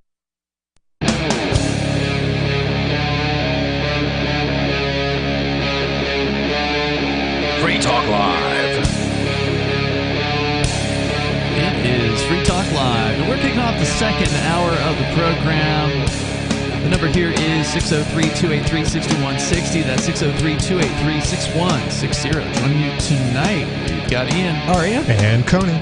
You can join us online anytime over at freetalklive.com. In the first hour of the show, we talked about the energy situation in Europe. It's also not so great here in the United States. Nope, it's coming. But it's definitely worse there because they're dealing with not just inflation from the government money printing, which they have too, but they also have a supply cut from the Russian government that's increasing prices even faster over there. So they're preparing, quote unquote, for that by putting in restrictions right now. And that way people are, of course, used to being under restrictions when they get much worse later this year when it gets colder over there. So that's coming there. But something else that's been coming that they've been telegraphing to some extent is that bugs are going to be the new thing. The World Economic Forum. Yeah, it's cheaper, more sustainable. That's what they say. It's better for the world, for the planet. That's what they say. Well, and people behave differently based on incentives, right? So if they are planning on pushing bugs, then they definitely want to run the price up of other things. And if they can bring the bug food in cheaper than, say, actual meat or whatever, right. then people that are feeling the pinch from the higher electricity prices and the higher prices of everything are going to look at that and they're going to say, well, normally I wouldn't, but I'm hungry. There's a reason why. I'm gonna be honest. There's a reason why third world countries eat a lot of bugs because that's all they have. Afford, yeah. But I'm going to be honest. I've been doing the vegetarian thing for like 3 weeks now, something along those lines. I'm not exactly sure how long, and I don't even miss meat anymore. And there's so many good substitutes, like beans, right? Yeah, I thought the same thing that a lot of people out there. I could never give up my steaks or my burgers or whatever, but really, after like a few days, you really don't even notice it. Give it a year. Give it a year or two. That's when vegetarians start to fall apart. The teeth start falling out. The hair starts falling. They start getting rashes. Then I'm gonna carbs and sugar to cut that carbs out, and you'll do yourselves wonders. Wait, what did you just say? If you don't lose 30 pounds within a year, you're gonna start smoking? I will start back smoking. Yes. Cut the carbs. No more pasta. My pasta's made out of freaking lentils, man. You still drinking wine? No, Okay. I stopped drinking wine back in like January. Just you doing hard alcohol now, hard liquor? If I drink it all, yeah. Wine's not bad unless it's real sugary stuff. No, I drink very dry red wine. I suspect that the wine I was drinking was probably better for my weight than the vodka and orange juice or whatever, because orange juice has a lot of sugar in it or whatever. A lot of sugar. But it's not as bad as you mentioned. You said it was something like 7 grams a glass or something like that. It depends on the type of orange juice you get. Some of them add sugar, like Minute Maid adds sugar. You don't want to get that. You want to get some kind of good organic or less influenced. I don't know what word I'm looking for. Or you can just eat an orange. That's the way to do it. Yes, but you can't mix vodka with an orange fruit. You can squeeze. Well, yeah. I guess you could soak orange slices in vodka. I got to write that down. Well, if you're going to go that route, go watermelon. That's the way to do it. Yeah. Vodka and watermelon.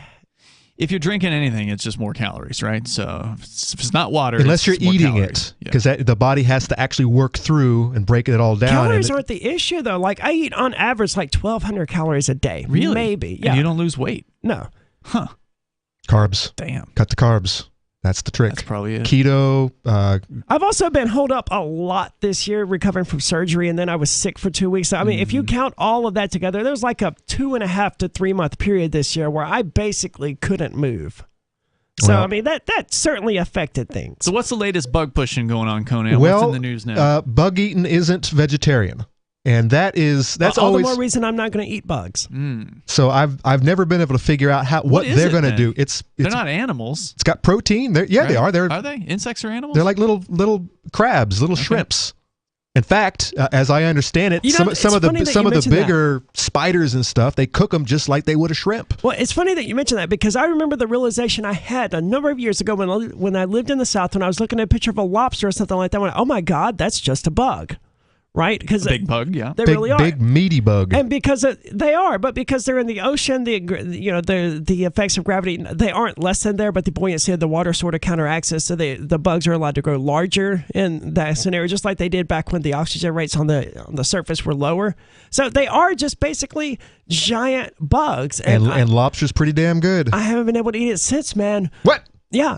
I got a lobster a few years ago. Or maybe it wasn't even a few years ago. Doesn't bother me at all. I could tear into some crab or some lobsters and I went shrimps to right Red now. Lobster with a friend of mine. We were doing Operation And Kitty all you Rescue. could think was bug. And I got a lobster. They delivered on my plate, and it was just this giant dead bug, man. So I ate as much of it as I could because I was the reason that creature died. It was just minding its own business over there in that tank. It probably sucked because it lived in a tank, but it was alive, and I was the reason it died that day. That's what it's about. That's being a human is all about. So I ate as much of it as now I could. you're just killing vegetables, are But you? like 3 hours later, I was legitimately sick, dude. And ever since then, anytime I've tried to eat lobster, like a lobster roll from that new seafood place that opened up where Thirsty Owl used to be, I ended up getting sick again. Even though it doesn't even come to you looking like a bug. Shrimp I can still handle, even though it's basically the same thing. It's the same thing. But it doesn't arrive at your table looking like a bug. So that's the problem. It's all in my head. So as I long as admit that. as long as there's not like a name tag on your steak, this is Chloe, the cow, and there's no hooves. See, I and there's could probably no live horns. with that, right? It's the mental block of it being a bug that is so severe. But I mean, can you still eat? If someone put a steak in front of you, could you eat it? Yeah, it's the same thing. No, it was a an cow's animal. not a bug. Yeah, but it's an animal. It's a. It died for you. I don't object to eating animals. That's not why I'm a vegetarian. But a bug is an animal. A bug is a gross animal that I don't want to eat. Well, that's like saying, why don't you just you ate a steak? Why don't you go ahead and just eat a cricket? The powers that be are trying to alleviate that problem from the minds, and they're starting with the young, and they're starting with the docile, the people who are all on board of this saving the planet nonsense, and they're trying to push this new bug eating regiment. All right, so what's the latest? This is actually an older article, but I've seen it. It just popped up in the face space, and I thought that we would go back and see why. Scientists at Ghent University in Belgium are experimenting with larva fat to replace butter in waffles, cakes, and cookies, saying using grease from insects is more sustainable than dairy produce. Dude, I hate everything about what you just said. The researchers, all right, everyone put their food So down. they're going to make me have to be a vegan if I don't want to eat this nonsense, aren't they? Because vegetarians That might be part of the trick. A vegetarian would eat, bug butter or whatever it is that you just said. That Everyone sounds horrifying. put their nachos down. The researchers soak black soldier fly larvae in a bowl of water. Oh, dude. Put it in a blender to create a smooth grayish dollop, and then use kitchen centrifuge to separate out the insect butter. There are quote, there are several positive things about using insect ingredients, said Dalen Zoso. No, if you need a centrifuge to separate parts of your dinner, you don't need to eat that for dinner. That's how they do lots of oils. The oils that you probably shouldn't be consuming, All by right, the way. thank you for adding that part. Like peanut oils and I don't want to know how you get oil out of a peanut either, man. Seed oils? I've eaten peanuts. They are dry. It's a lot of chemicals and it's a lot of centrifuge and then bleaching. There's a bleaching process. Like sunflower seed oil and stuff like that. Like I've eaten some of these things, right? And they are dry. What do you have to do to a peanut to get oil out of it? You squeeze the hell out of it. A lot of them. You squeeze the hell out of it. Just like an olive. How do you get oil out of an olive? I don't know. I don't eat olives. It's the same thing. Olives are gross. What about olive oil? I will eat olive oil because it's better for me than the alternatives. What do you use in your vegetables? How do you cook? Olive oil. Oh, that's all right. How do you get oil out of an olive? I don't know. It's the same thing. And by the way, if you don't, why do you? Olives aren't that dry though. That's olives are great. Olives are disgusting. Oh my God. Moving on. So why is this? How does this work? They are more sustainable because insects use less land than cattle, but not chickens. That was me, by the way. They are more efficient at converting feed, and they also use less water to produce butter. I thought that got debunked, though. I mean, like in the scale that we're talking about, where you have enough crickets or whatever to make the amount of butter that you need, I thought you were going to need significantly more amounts of land than you would need to have cows producing that amount. Not for cows or not for cattle in general. Insects are the way to go. Yeah, but when you talk about chickens, nah, chickens are the way to go. Period. That may all be true, but how does it taste? We're going to get to that. All right, more coming up here. Coming up. The number 603-283-6160. We're talking about... we'll continue. It's Bug Free butter. Talk Live. Do you feel like your nation, state, or community no longer holds your values? Have you dreamt of a place where people agree that liberty is important and are free to pursue their projects so long as they respect the property of others? There are many people just like you that are discovering freeprivatecities.com. Their social media links are at the upper right of the page at freeprivatecities.com. All skill levels will be needed when the first of the Free Private Cities opens. It's sooner than you think. Stop arguing and build. freeprivatecities.com. My name is Jacob Hornberger. I'm president of the Future of Freedom Foundation, which Congressman Ron Paul awarded for having an outstanding freedom website. Write us at fff@fff.org, and we'll send you a free 3-month subscription to our monthly journal of libertarian essays and our booklet, Economic Liberty in the Constitution, which George Mason University economics professor Walter Williams praised in a recent column. That's fff@fff.org. When a lunar observatory detects a radio broadcast originating from Proxima Centauri, the nations of Earth discover their first contact with an alien race may also be their last. With the Proximans facing an extinction-level disaster, Earth must choose between sending a ship on a multi-year journey or allowing nature to take its course. Saving Proxima, a hard science fiction thriller by Travis S. Taylor and Les Johnson from BaneBooks.com. Is oral health important to you? If you don't like your own teeth, fresh breath, or kissing people, then by all means stop listening. Several years ago, I met Jessica Armand, founder and CEO of My Magic Mud, and I became passionate about the product that she created and never want to live without it. It's clinically proven to whiten teeth, but I find it does much more. They want you to love My Magic Mud as much as I do, so they're giving you a money-back guarantee plus 20% off. Go to mymagicmud.com and use coupon code FTL20 at checkout. mymagicmud.com, FTL20. If you're looking for work, you know the math. There are many more applicants than openings, so you need to stand out, not blend into the blah, blah, blah your interviewer is hearing from your competition. Here's a tip. In your interview, you will be judged more by the questions you ask than the answers you give. Yes, do anticipate the obvious job interview questions and prepare concise, insightful, glass-half-full sounding responses. And you should interview your interviewer. Seem genuinely curious about what will help get results. With money and attention so scarce now, effective communication skills have never been more important. You want to cut through the clutter. For more tips for job seekers and making all the other conversations you have more productive, hit survivalspeech.com. I'm Holland Cook. If you want to know the latest about Free Talk Live before we go on the air, all you need to decide is how you want it delivered. It's your choice. Visit news.freetalklive.com to receive our usually weekly news updates by email. Plus, we have a Twitter account at twitter.freetalklive.com, and you can follow us on the decentralized Mastodon platform at toot.freetalklive.com. So please follow us at toot.freetalklive.com and sign up for our emails at news.freetalklive.com. There are basically two types of advertising, direct response and branding. Radio's great for direct response with its low cost to listener ratio, but audio can't be beat for branding, which is a longer term endeavor. You want to be the first thing that someone thinks of when they think about your product or service. If you have a local business that you want kept top of mind in your community, call the station. If you need national reach, Free Talk Live's got around 200 radio stations, millions of monthly listening sessions, can suit all budgets, and if we don't think we're right for you, we'll tell you. Email me, mark@freetalklive.com. You can help spread the ideas of liberty with our Patreon for just $5 per month at amps.freetalklive.com.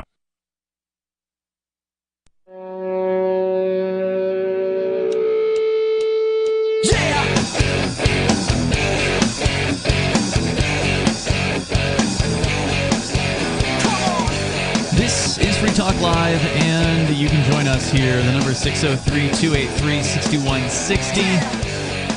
Fair warning, this segment may induce potential stomach upset. We are talking about eating bugs. Get used to it. It's coming for some of you. They're pushing this concept, and Conan, now they're talking about bug butter, quote unquote. Yeah, that's what I was going to point out here. Eating bugs, it sounds gross, but that's not enough to make me vomit. However, you start talking about bug butter, then we're talking about a different level of gross. Grinding up larvae of, what was it, the soldier flies? Black soldier fly, which is, by the way, what I feed my chickens. See, there's a reason. They love it. Mm-hmm. There's some words in the English language that just don't sound appetizing, right? Like the word ooze, for example. Yeah, that's gross. That's not a good word. You never heard of anyone oozing beauty, right? No, they radiate beauty. And you like the word maggot. That's not an appetizing word. That's what this is. And like larvae, it's not an appetizing word. Well, according to the results, they're not going to be able to feed you straight up bug butter. They're going to mix it in. They're going to sneak it in. Is that what they're calling it, bug butter? I like bug paste. If we're going to make it gross, let's make it as gross as possible. Whatever company takes this on, I'm sure is going to give it a nicer name. It's not going to be larva butter. It's not going to be bug butter. It's going to be larva paste. I like that one. Larva paste. That's not going to work. That's not going to be when you're reading the back of the ingredients. they're going to hide it in there somewhere where the regular consumer, the regular soccer mom, is not going to be able to decipher what is actually in their mac and cheese. Why? Because according to the researchers, consumers notice no difference when a quarter of the milk butter and cake is replaced with larva fat. However, they report an unusual taste when it gets to a 50-50 ratio and say they would not want to buy the cake. Interesting. Insect food has a high level of protein, vitamins, fiber, and minerals, and scientists elsewhere in Europe are looking at it and a more environmentally friendly and cheap alternatives to other types of animal products. And Fox actually breaks down the taste testing to see where it goes wrong. And just as I said, once you get too much of this very odd tasting bug butter, larva paste, people start to notice and start to decide, no, that's not something that I would want to eat on a regular basis. But people drink Pepsi and Coca-Cola and McDonald's on a regular basis. It tastes really good because sugar is tasty.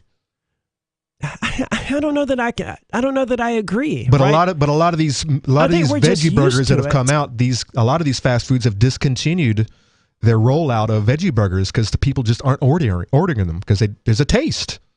It's unpleasant. There's a texture. I've eaten some of these Impossible burgers, more so recently. The Impossible sausage that Cracker Barrel is making. Like when I went to Ohio for the music festival, we were right across the street from Cracker Barrel at our hotel, and every single morning we went over there for breakfast, and I would get the Impossible sausage and whatever because I was doing my vegetarian thing then, and it was better than regular sausage.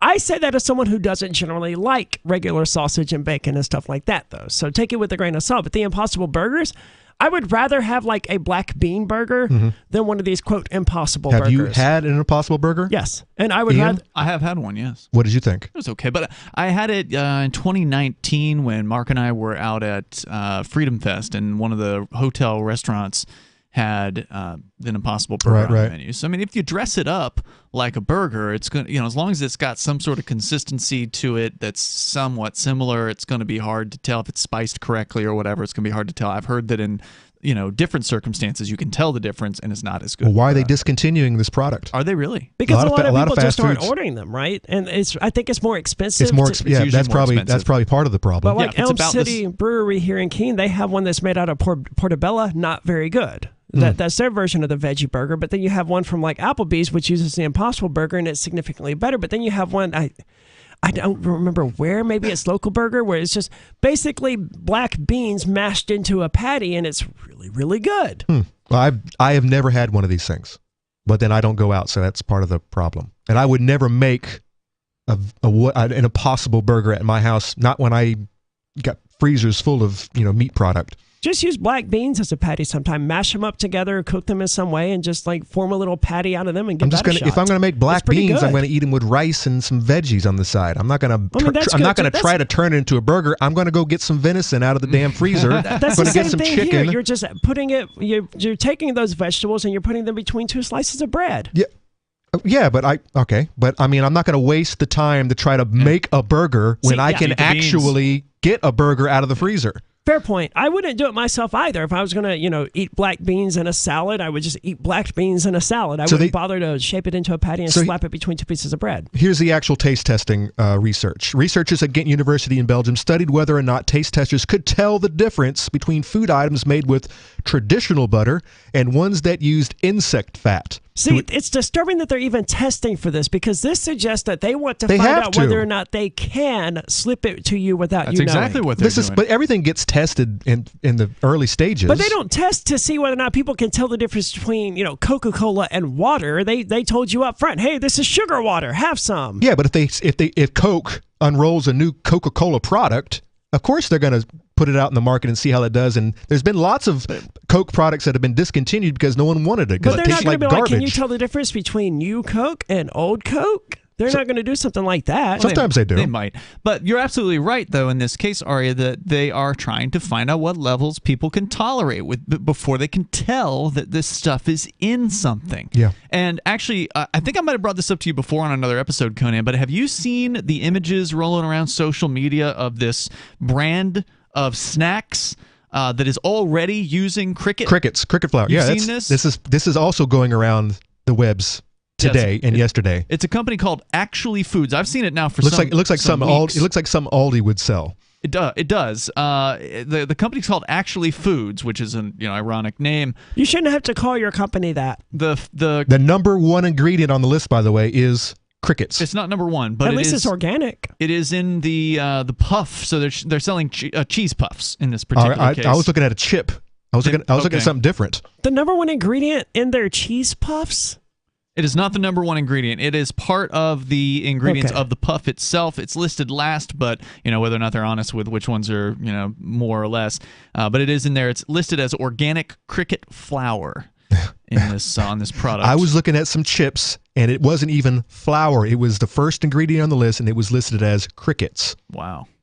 I'll try to find that in the break. That's one of the most honest ingredient I've ever heard of being on a package. To achieve this, they made 3 versions of each item, one with regular butter, one made with a quarter of butter replaced with insect fat, and a version where half the butter was replaced. According to the results of the study, taste testers could not tell the difference between regular cakes and a cake with a quarter of insect fat made with the larvae of black soldier flies. They also served taste testers waffles, and they could not tell the difference between any of the 3 versions. In their published results, researcher Dalen Sozo explained the Hold on, where's my... I feel like waffles aren't a really fair comparison because people put so much stuff on top of waffles that the butter is almost inconsequential in them in the first place. And do they mean they put butter after cooking it, or they cook the... Not clear. Yeah, because Well, those are two very different things. Cake requires liquid oil. I know, but waffles in particular, you put butter on waffles after they've already finished cooking. This is the oil that you would use in the actual Oh, batter. then it's covered up with actual butter and syrup in the first place, so they're not going to taste any That's of it. coming next. All right, there's more on the way here on the Bug Butter. It's Free Talk Live.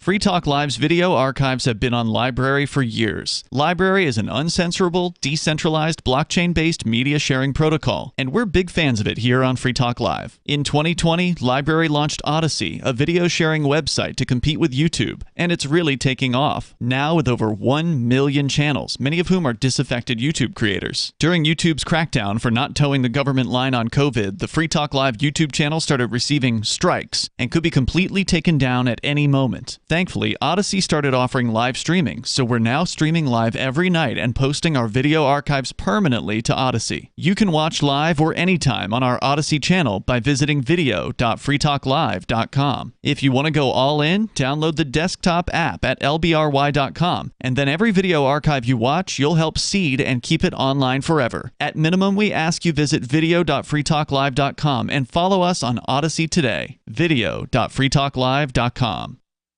From Feature Story News in Washington, I'm Nick Harper. US President Joe Biden has signed a bill into law which will provide hundreds of billions of dollars to help fight climate change. The White House describes the Inflation Reduction Act as the largest climate investment in American history. It also extends health insurance subsidies and raises taxes on America's biggest corporations. The act took a year and a half to negotiate through Congress and is seen as a big win for President Biden, who cut short his vacation to attend the signing ceremony in Washington. The Inflation Reduction Act invests $369 billion to take the most aggressive action ever in confronting the climate crisis. It's about showing the American and the American people that democracy still works in America, notwithstanding all the talk of its demise. A series of explosions have rocked a Russian military base in occupied Crimea, with the Kremlin describing the incident as sabotage. The attack comes a week after another military base was attacked near the Black Sea, destroying Russian warplanes. Meanwhile, the United Nations Secretary-General will travel to Ukraine later this week to meet President Volodymyr Zelensky and see the export of grain from the country. A UN-brokered deal helped to secure food and fertilizer shipments out of the embattled nation, a move intended to help ease the global food crisis. The UN Secretary-General's spokesperson, Stefan Dujarric, announced the news. At the invitation of President Volodymyr Zelensky of Ukraine, the Secretary-General will be in Lviv on Thursday to attend a trilateral meeting with President Recep Tayyip Erdogan of Turkey and the Ukrainian leader. The Secretary-General will then go on to Odessa the next day, where he will visit the port that is one of the three being used as part of the Black Sea Grain Initiative. Strong earnings for several major US retailers helped give Wall Street a boost on Tuesday, and economic data out on Wednesday will provide further insight into the health of the US consumer, as FSN's William Denslow reports from New York.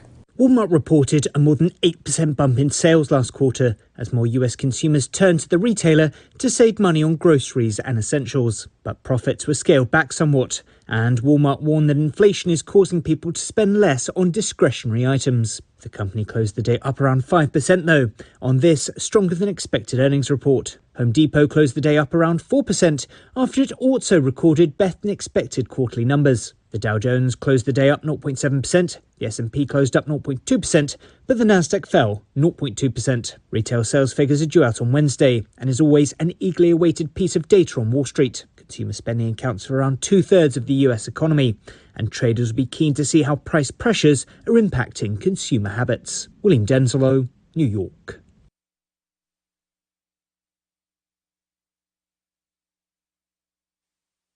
Yep, we still do email. Drop your email address in the entry box at freetalklive.com, and you'll be kept in the loop with Free Talk Live.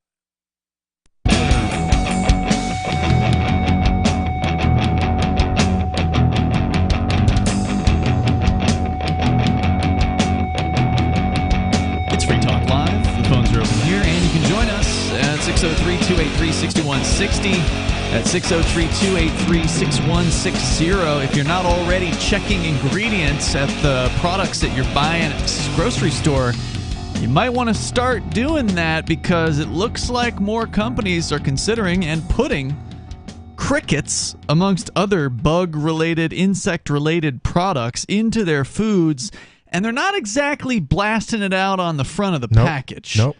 The company we were just talking about, which was based in, I think, Canada, I already forgot their name, and I took their website off my laptop, but they're manufacturing cheese puffs, and there's cricket flour included in the ingredients of the actual puff. On the front of the bag, it doesn't say crickets, now with crickets or anything like that. But I mean, once these things hit mainstream, though, I don't think they'll be able to avoid it, because they already have to put on their package whether or not they're not GMOs or whatever, right? Isn't there something they have to do along those lines? I don't know, but they have it in the ingredients, so they do have to admit it, that it's in there. Just you got to look for it. Which, for the record, GMO food is great. On the front of the package, it does say sustainable, however. So that's like the key. That's one of the key words. That's the argument that they're getting all these people to go this route. There's another a outlet. Backyard garden is sustainable. Yeah. There's another outlet that's called Chirps. What's that? They're cricket chips. Oh. And I guess they were. I guess they were on Shark Tank or something. The show, and they were eating these chips, and so they've got their own website up there, and go check them out, people. If you're into wanting to save the planet, this is how you do it, I guess. Well, in this just case, kill yourself. In this case, I just got us banned from YouTube and Twitch and all that, and I'm sorry, but look, if you want to save the planet so much, you're like, I need to spend the rest of my life eating crickets. Just stop eating entirely and let yourself die, and that will do more to help the environment than any amount of eating crickets. Because you're just space dust, right? Yeah. Just go back to being space dust and let us all live in peace. To the credit of this Chirps company, they do put it right on the front of their package. Oh, yeah. Their bag literally says "Eat bugs" in gigantic text on the front of the bag. So there's no doubt about that. Here's the problem. The more governments that start to subsidize, because this is coming, just like they subsidize corn and soy in this country and other countries, they're going to start to subsidize bug farms. And it's going to be, so you're going to have cheaper product than, say, having to, than, say, flour. So is this their solution to the current economic crisis where everything's getting more and more expensive and shrinkflation and all that? And suddenly they're going to put forward this idea of, hey, look, you can get the same number of Cheetos that you were eating 10 years ago, but you got to settle, and now it's like 25%. Well, it's not just a response to inflation, but also a response to the saving of the planet. Right. So and it's sustainable. But while saving the planet is going to convince a portion of the population, saving money is going to convince a much larger. Absolutely. This is why people live off of mac and cheese. Yeah. Which is a horrible product, Ramen. and you should never eat it. Ramen's all right, but mac and cheese, just don't even do it. Well, it depends on the ramen, right? Like if you're getting the $6 for $1 ramen or whatever, it's basically just styrofoam that you're eating. I don't know about that. I don't know about that, but it's definitely got I mean, if you're buying actual like ramen from a Korean restaurant or whatever, or from a Korean grocer or whatever, and it's decent, you're probably okay. But if you're getting the 10 that's what we're cents a talking pack about. We're talking about the from people Walmart, who are price conscious. They're not going to the restaurants to buy ramen. The ramen's going to kill them anyway. The biggest problem with this whole argument, we've talked about this, Ian, is it's the feed to protein ratio. And they say that bugs are more sustainable because they don't eat as much grain in order to produce a certain amount of protein compared to cows, goats, sheep, the whole nine. But when you break it down to, say, chickens, they're on par with each other. A chicken will consume a certain amount of feed to produce a certain amount of protein. And little chickens dinosaurs. taste good. They're little dinosaurs, and they eat basically everything and anything, and they taste good. A cricket will consume basically the same amount of corn. And by the way, what do they feed? So they're starting up these cricket farms and these beetle farms and these bug farms all over the country. What do they eat? I have no idea. They eat chicken food. They eat chicken pellets, chicken food. The same product that they feed chickens, they're using with the crickets. Isn't that interesting? Because chickens, don't they eat crickets and stuff? Exactly. So the same amount. So you set up an acre plot and you put chickens on them and you feed them and you do the same thing with the crickets. you're going to get the same amount of protein, except one of them is, I don't know that it's better for you, but I know that it tastes better. That sounds like an awesome new version of the Predator movie. So chicken versus cricket. Just have like an acre of chickens versus an acre of crickets and see which one survives. In this country, bug farms more than likely are selling their crickets and their mealworms and all their other little bugaboos to farmers to, guess what? To feed to their chickens, and or fishermen, so they have something to feed to their farm fish or to go fishing with. This is a product that we feed to the lesser animals in order to fatten them up so that we can eat them. So they're just basically taking out the middlemen. Dude, I wish I believed that these companies were actually feeding, mealworms and stuff like that to their chickens, but they're not. In some cases, most places, maybe in China, for example, not the swai, but the tilapia.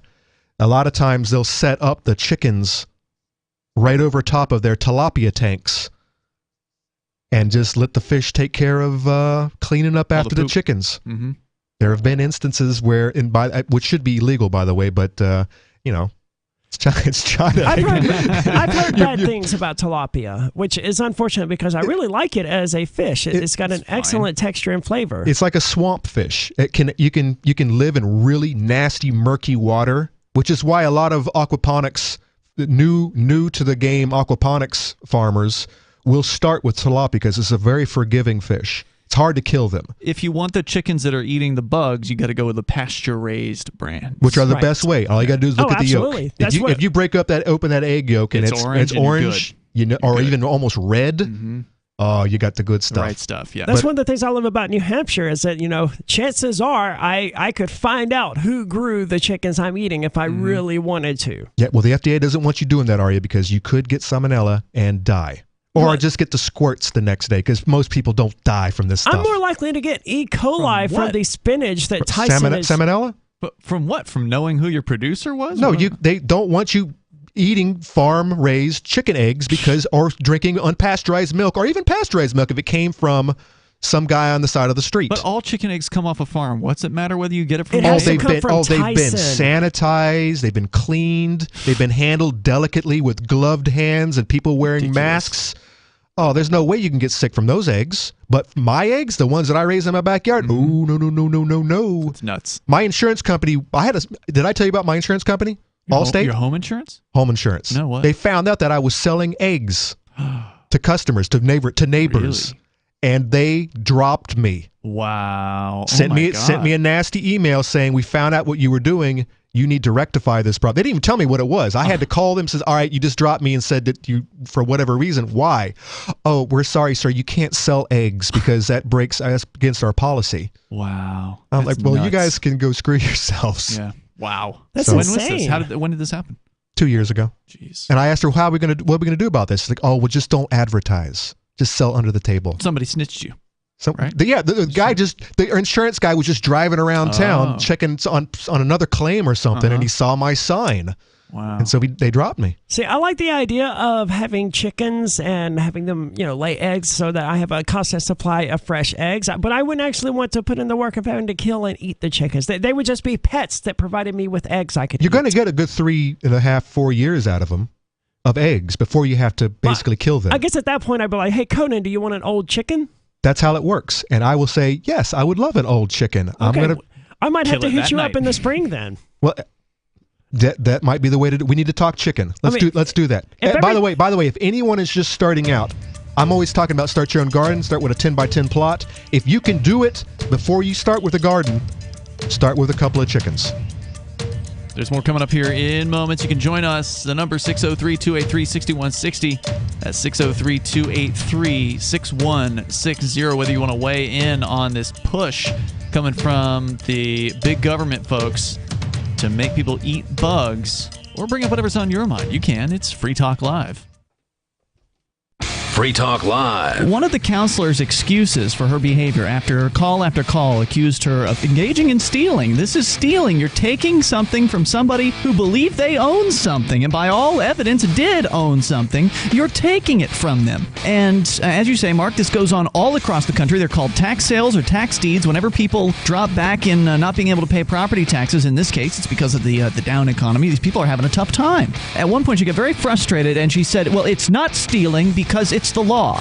So apparently, when the law says you can take something that's not yours, it's not stealing. And now all the law is, as you pointed out, and you talk about the Constitution that's supposed to be the highest law of the land, the law is just words on paper written down by men and women. Some of them signed their names to it, but most of us, in fact, 99.999% of us, never signed anything in regards to their laws. Free Talk Live, 7 nights a week from 7 to 10 Eastern, live on the Liberty Radio Network at LRN.FM.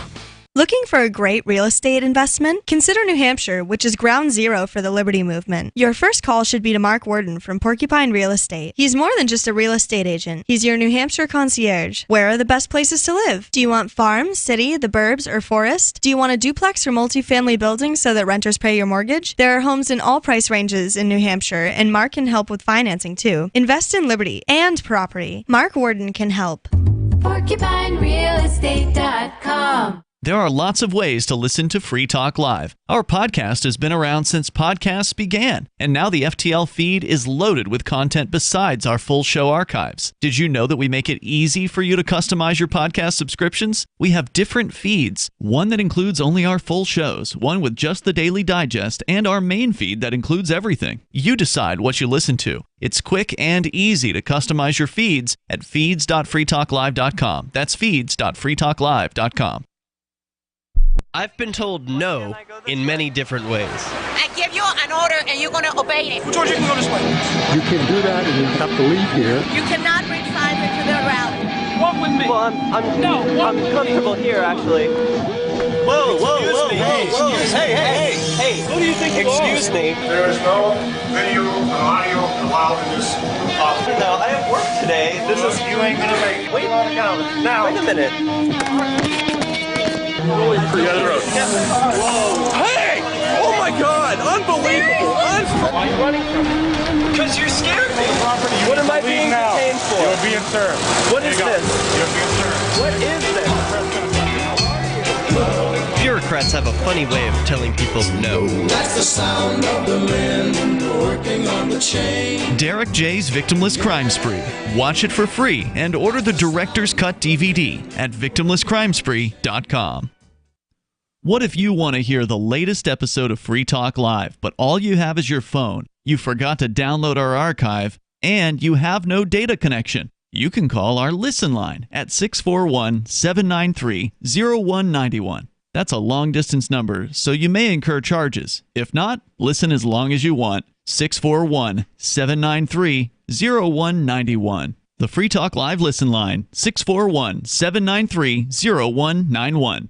So you've signed the Shire Society Declaration and are planning your move to New Hampshire to be around more liberty-oriented people. Next, sign up for the Shire Society Forum at forum.shiresociety.com. There are a bunch of people there who are already in the Shire, and they want to meet you. If you're already in the Shire physically, you should also come by the forums. Remember, not everyone uses Facebook. New people are signing up for the Shire Society Forum every month, so drop in and say hello at forum.shiresociety.com. Got Telegram? You can follow our channel there and discuss show prep with other listeners at telegram.freetalklive.com.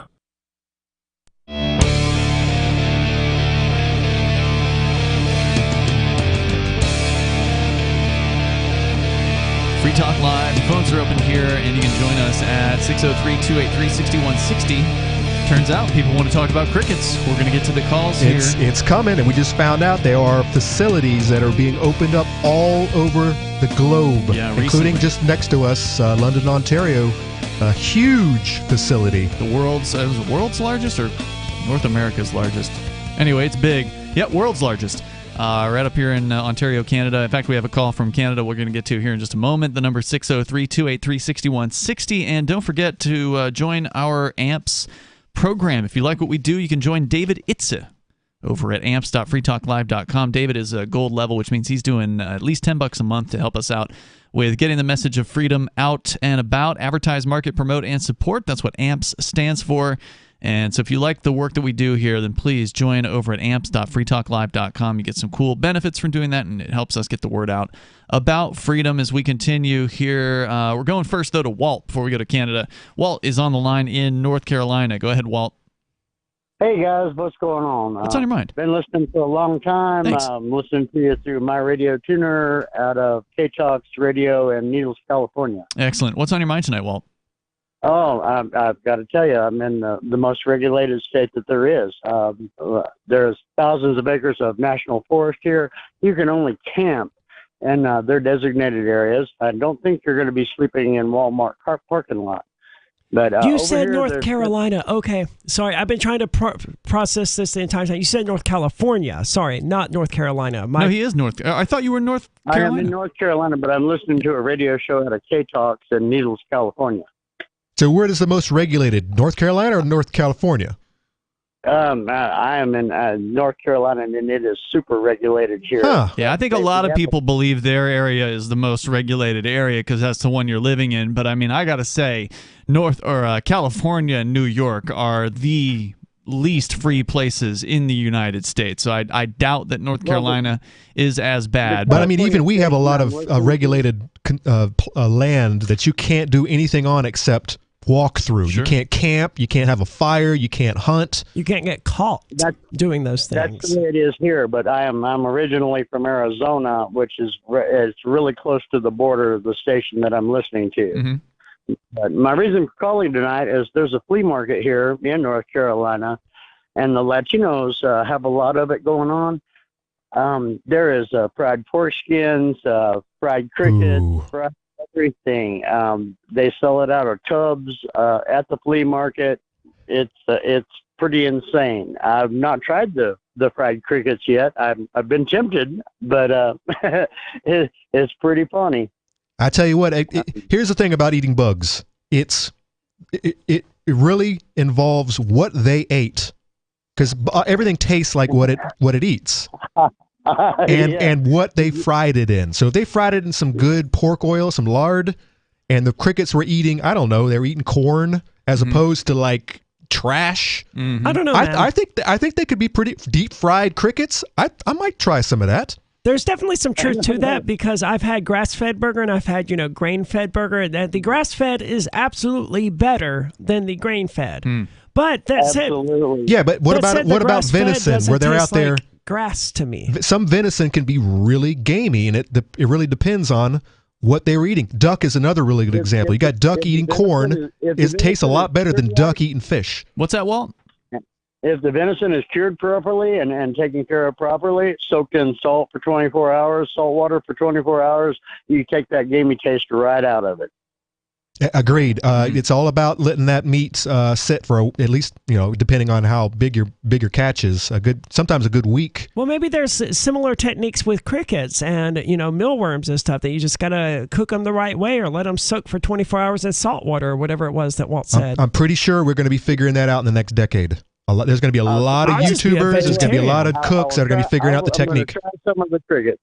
Try some crickets and get back to us next week. And I'll call you back. All right, Walt, thanks for the call tonight, man. By the way, I did look at freedomin50states.org, which does a study every, I think, 2 years on the relative freedom in the United States. And the overall freedom, North Carolina is ranked at number 16. So it's in the top half of states overall freedom when we break it down to land-related issues. Isn't North Carolina the state where you're not allowed basically to have a radar detector? That's Virginia. Okay. When we break it down to land freedom, so like what they say eminent domain reform and land use regulations, North Carolina is number 22. So again, still in the top half.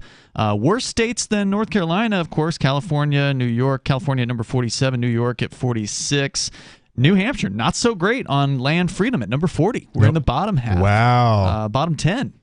They're bottom 11. Thank you, Walt, for the call. I do appreciate it, man. So, yeah, North Carolina, not as bad as some of the other states out there as far as Yeah, this is the craziest thing with these experimental states, all trying different things and whatnot. I always get the idea that the cabal, the elites have set this up in such a way that you really can't go to another plantation. I mean, something might bug you to death and you just want to escape it and go somewhere where it's freer, but then they get you on something else. Yep. It's just the weirdest concoction. Let's go to Mehdi. He's in Canada. Mehdi, you're on Free Talk Live. Hey, how's it going? Hey, what's on your mind? Good. So you guys were talking about the crickets and consumption of crickets and eating crickets. Yeah. And there are parts of the world, right? There are the parts of the world that eat crickets. And you would think, perhaps, that there'd be large cricket processing plants there. Well, in fact, the largest that is going to be in the world, the largest in the world, is in London, Ontario, Canada. Yep. They just opened up, like you guys were saying, this processing plant. It just opened up July, I believe, so just really recently. The CBC did an article. CBC is like it's a government press. Media channel. Yep. Yeah, like press, exactly. But they are provide. The state does give some money. Oh yeah, $8.5 million to the cricket facility. To the cricket facility. Oh yeah, this huge facility. Exactly. This huge facility. They want to produce 13 million kilograms of cricket protein annually. They say in this article, at least. In the next few days, the first farmed insects will arrive to this massive cricket processing facility in London, Ontario. At full capacity, Aspire, which is the Aspire Food Group's facility, is expected to house 4 billion crickets and produce 13 million kilograms of the insect each year. The noise must be incredible. I know. We got one cricket right now in the basement here that's like making the whole house loud. I had to close the basement door. It says here in this story... By the way, Arya, chicken farms aren't any quieter. They're just as bad. CanadianManufacturing.com story about this. They were reporting that they had completed construction in May, so I guess you're saying they opened up 2 months later. But they say they're going to produce 9,000 metric tons of crickets every year for human and pet consumption. And it will be subsidized every year annually by the Canadian government. That's just going to bring prices down. Just like corn, just like soy, that we don't really need a whole lot of, but... Anything else, Mehdi, you want to share about this? Yep. And I checked, Aspire is not publicly traded because otherwise that stock would go up like crazy. It's private. So you can't even... How much you want to bet the Canadian federal government owns a piece of it? I would buy stock in it if it was publicly traded. Not because I support what they're doing, but I mean, I don't think you should buy stock in companies that you don't agree with, personally. I mean, if you can make some money off the New World Order before everything collapses, This is interesting. The London facility... I'm obviously not being sincere. So they're just getting going and whatnot, so I'm sure this is going to grow now. But as of now, the London facility currently employs 45 people and hopes to hire 55 more within 12 months. This does sound like a whole lot of people for that amount of protein that's being produced. Well, I guess they don't have that much to do compared to some other facilities. Where's PETA when you need them? I mean, not that I'm a fan of PETA because they're evil. They're like an animal eugenics program. But like here we're talking about... It's coming. What was it? 3,000 metric tons of crickets being killed? 9,000. If you're going to get stories about lettuce screaming out in agony when you bite into it, people have made that argument that plants can feel pain. Trust me, the moral rectifications of eating bugs is coming. They're going to come. PETA's going to probably put this on their big billboard. The cow and the rabbit and the cricket.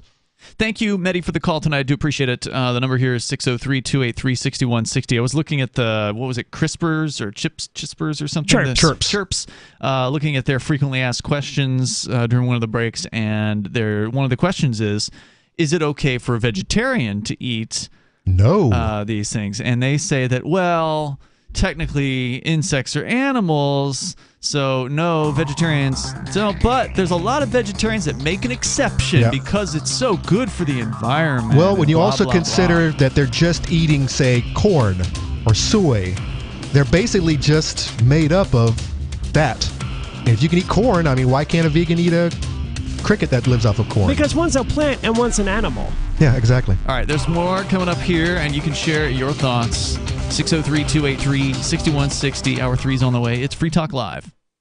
Are you tired of governments murdering people around the world? Stop using their money. There is an alternative. Bitcoin is a stateless, free market, non-political currency. Bitcoin cannot be inflated or controlled by any government. By using their money, you are helping the state. Stop doing it! You have an incredible alternative available now. Learn it, use it, spread it. Get started with Bitcoin at bitcoin.com. That's bitcoin.com. Tired of cancel culture? Sick of mega tech corporations holding an axe over your head? Join the LRN.FM Matrix chat server. It's self-hosted, so no one else can tell us what to do or say. Don't like the existing channels? You can make your own. You can even connect into some of our channels from other Matrix servers. It's federated. For the full LRN.FM Matrix experience, though, you should join our server via the step-by-step instructions at chat.lrn.fm. Chat.lrn.fm. The new 4th edition of Healing Our World, The Compassion of Libertarianism, will take your understanding of liberty to a deeper level and has over 1,300 updated references, new cartoons, and a foreword by Dr. Ron Paul. With discounts for multiple book purchases, the 4th edition of Healing Our World is a great gift for the liberals, pragmatists, environmentalists, and Christians in your life who think libertarianism is cold-hearted. Get yours today at healing.freetalklive.com and use promo code FTL for a $5 discount. If you want to know the latest about Free Talk Live before we go on the air, all you need to decide is how you want it delivered. It's your choice. Visit news.freetalklive.com to receive our usually weekly news updates by email. Plus, we have a Twitter account at twitter.freetalklive.com, and you can follow us on the decentralized Mastodon platform at toot.freetalklive.com. So please follow us at toot.freetalklive.com and sign up for our emails at news.freetalklive.com. You're listening to the live edition of Free Talk Live. Hour number 3 is next after the news here on the Liberty Radio Network at LRN.FM. From Feature Story News in Washington, I'm Nick Harper. US President Joe Biden has signed a bill into law which will provide hundreds of billions of dollars to help fight climate change. The White House describes the Inflation Reduction Act as the largest climate investment in American history. It also extends health insurance subsidies and raises taxes on America's biggest corporations. The act took a year and a half to negotiate through Congress and is seen as a big win for President Biden, who cut short his vacation to attend the signing ceremony in Washington. The Inflation Reduction Act invests $369 billion to take the most aggressive action ever in confronting the climate crisis. It's about showing the American and the American people that democracy still works in America, notwithstanding all the talk of its demise. A series of explosions have rocked a Russian military base in occupied Crimea, with the Kremlin describing the incident as sabotage. The attack comes a week after another military base was attacked near the Black Sea, destroying Russian warplanes. Meanwhile, the United Nations Secretary-General will travel to Ukraine later this week to meet President Volodymyr Zelensky and see the export of grain from the country. A UN-brokered deal helped to secure food and fertilizer shipments out of the embattled nation, a move intended to help ease the global food crisis. The UN Secretary-General's spokesperson, Stefan Dujarric, announced the news. At the invitation of President Volodymyr Zelensky of Ukraine, the Secretary-General will be in Lviv on Thursday to attend a trilateral meeting with President Recep Tayyip Erdogan of Turkey and the Ukrainian leader. The Secretary-General will then go on to Odessa the next day, where he will visit the port that is one of the 3 being used as part of the Black Sea Grain Initiative. Strong earnings for several major US retailers helped give Wall Street a boost on Tuesday, and economic data out on Wednesday will provide further insight into the health of the US consumer, as FSN's William Denslow reports from New York. Walmart reported a more than 8% bump in sales last quarter as more US consumers turned to the retailer to save money on groceries and essentials. But profits were scaled back somewhat, and Walmart warned that inflation is causing people to spend less on discretionary items. The company closed the day up around 5% though, on this stronger than expected earnings report. Home Depot closed the day up around 4% after it also recorded better than expected quarterly numbers. The Dow Jones closed the day up 0.7%, the S&P closed up 0.2%, but the Nasdaq fell 0.2%. Retail sales figures are due out on Wednesday, and is always an eagerly awaited piece of data on Wall Street. Consumer spending accounts for around 2/3 of the US economy, and traders will be keen to see how price pressures are impacting consumer habits. From Bureaus Worldwide, this is FSN. With FSN Spotlight, I'm Simon Marks, looking in more depth today at the news that Britain has become the first country to approve a dual vaccine for COVID-19. The new serum tackles both the original strain of the virus, but also the Omicron variant that has become dominant in many countries. The vaccine, produced by Moderna, is expected to be available by the autumn, but by then there could be additional variants circulating, according to Dr. Beta Campman, the director of the Vaccine Centre at the London School of Hygiene and Tropical Medicine. The problem is, we still don't have quite the tools to well predict what the virus is going to do next. And so these adapted vaccines were made with Omicron variant BA.1 in mind.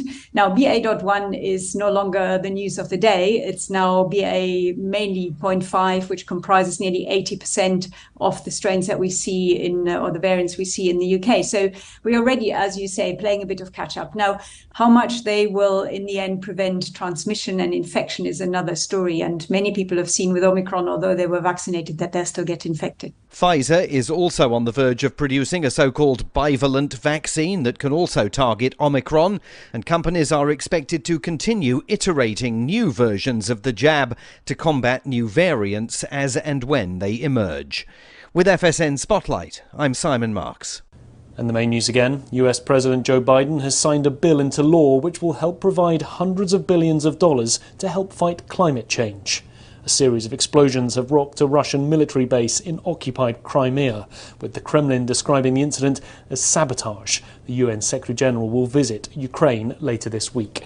And strong earnings for several major US retailers helped to give Wall Street a boost during Tuesday's trading. There's more from us on Twitter at Feature Story. That's Feature Story News. Nick Harper reporting.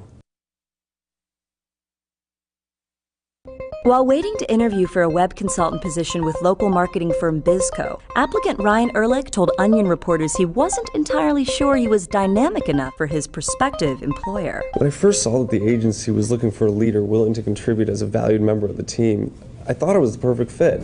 But the more I think about it, the less I'm sure I'm actually an energetic self-starter. I mean, I think I'm a versatile independent thinker, but honestly, how do you even know for sure? Ehrlich, who found Bizco's online job posting earlier this week, went on to express doubts that he truly possesses the forward-thinking instincts and next-generation idea assets required to work with the fast-paced marketing firm's team of self-starters. Can I reimagine a brand for a digital landscape? Sure, but do I really have the energy, skills, enthusiasm, and passion to be a part of this dynamic, growth-oriented company?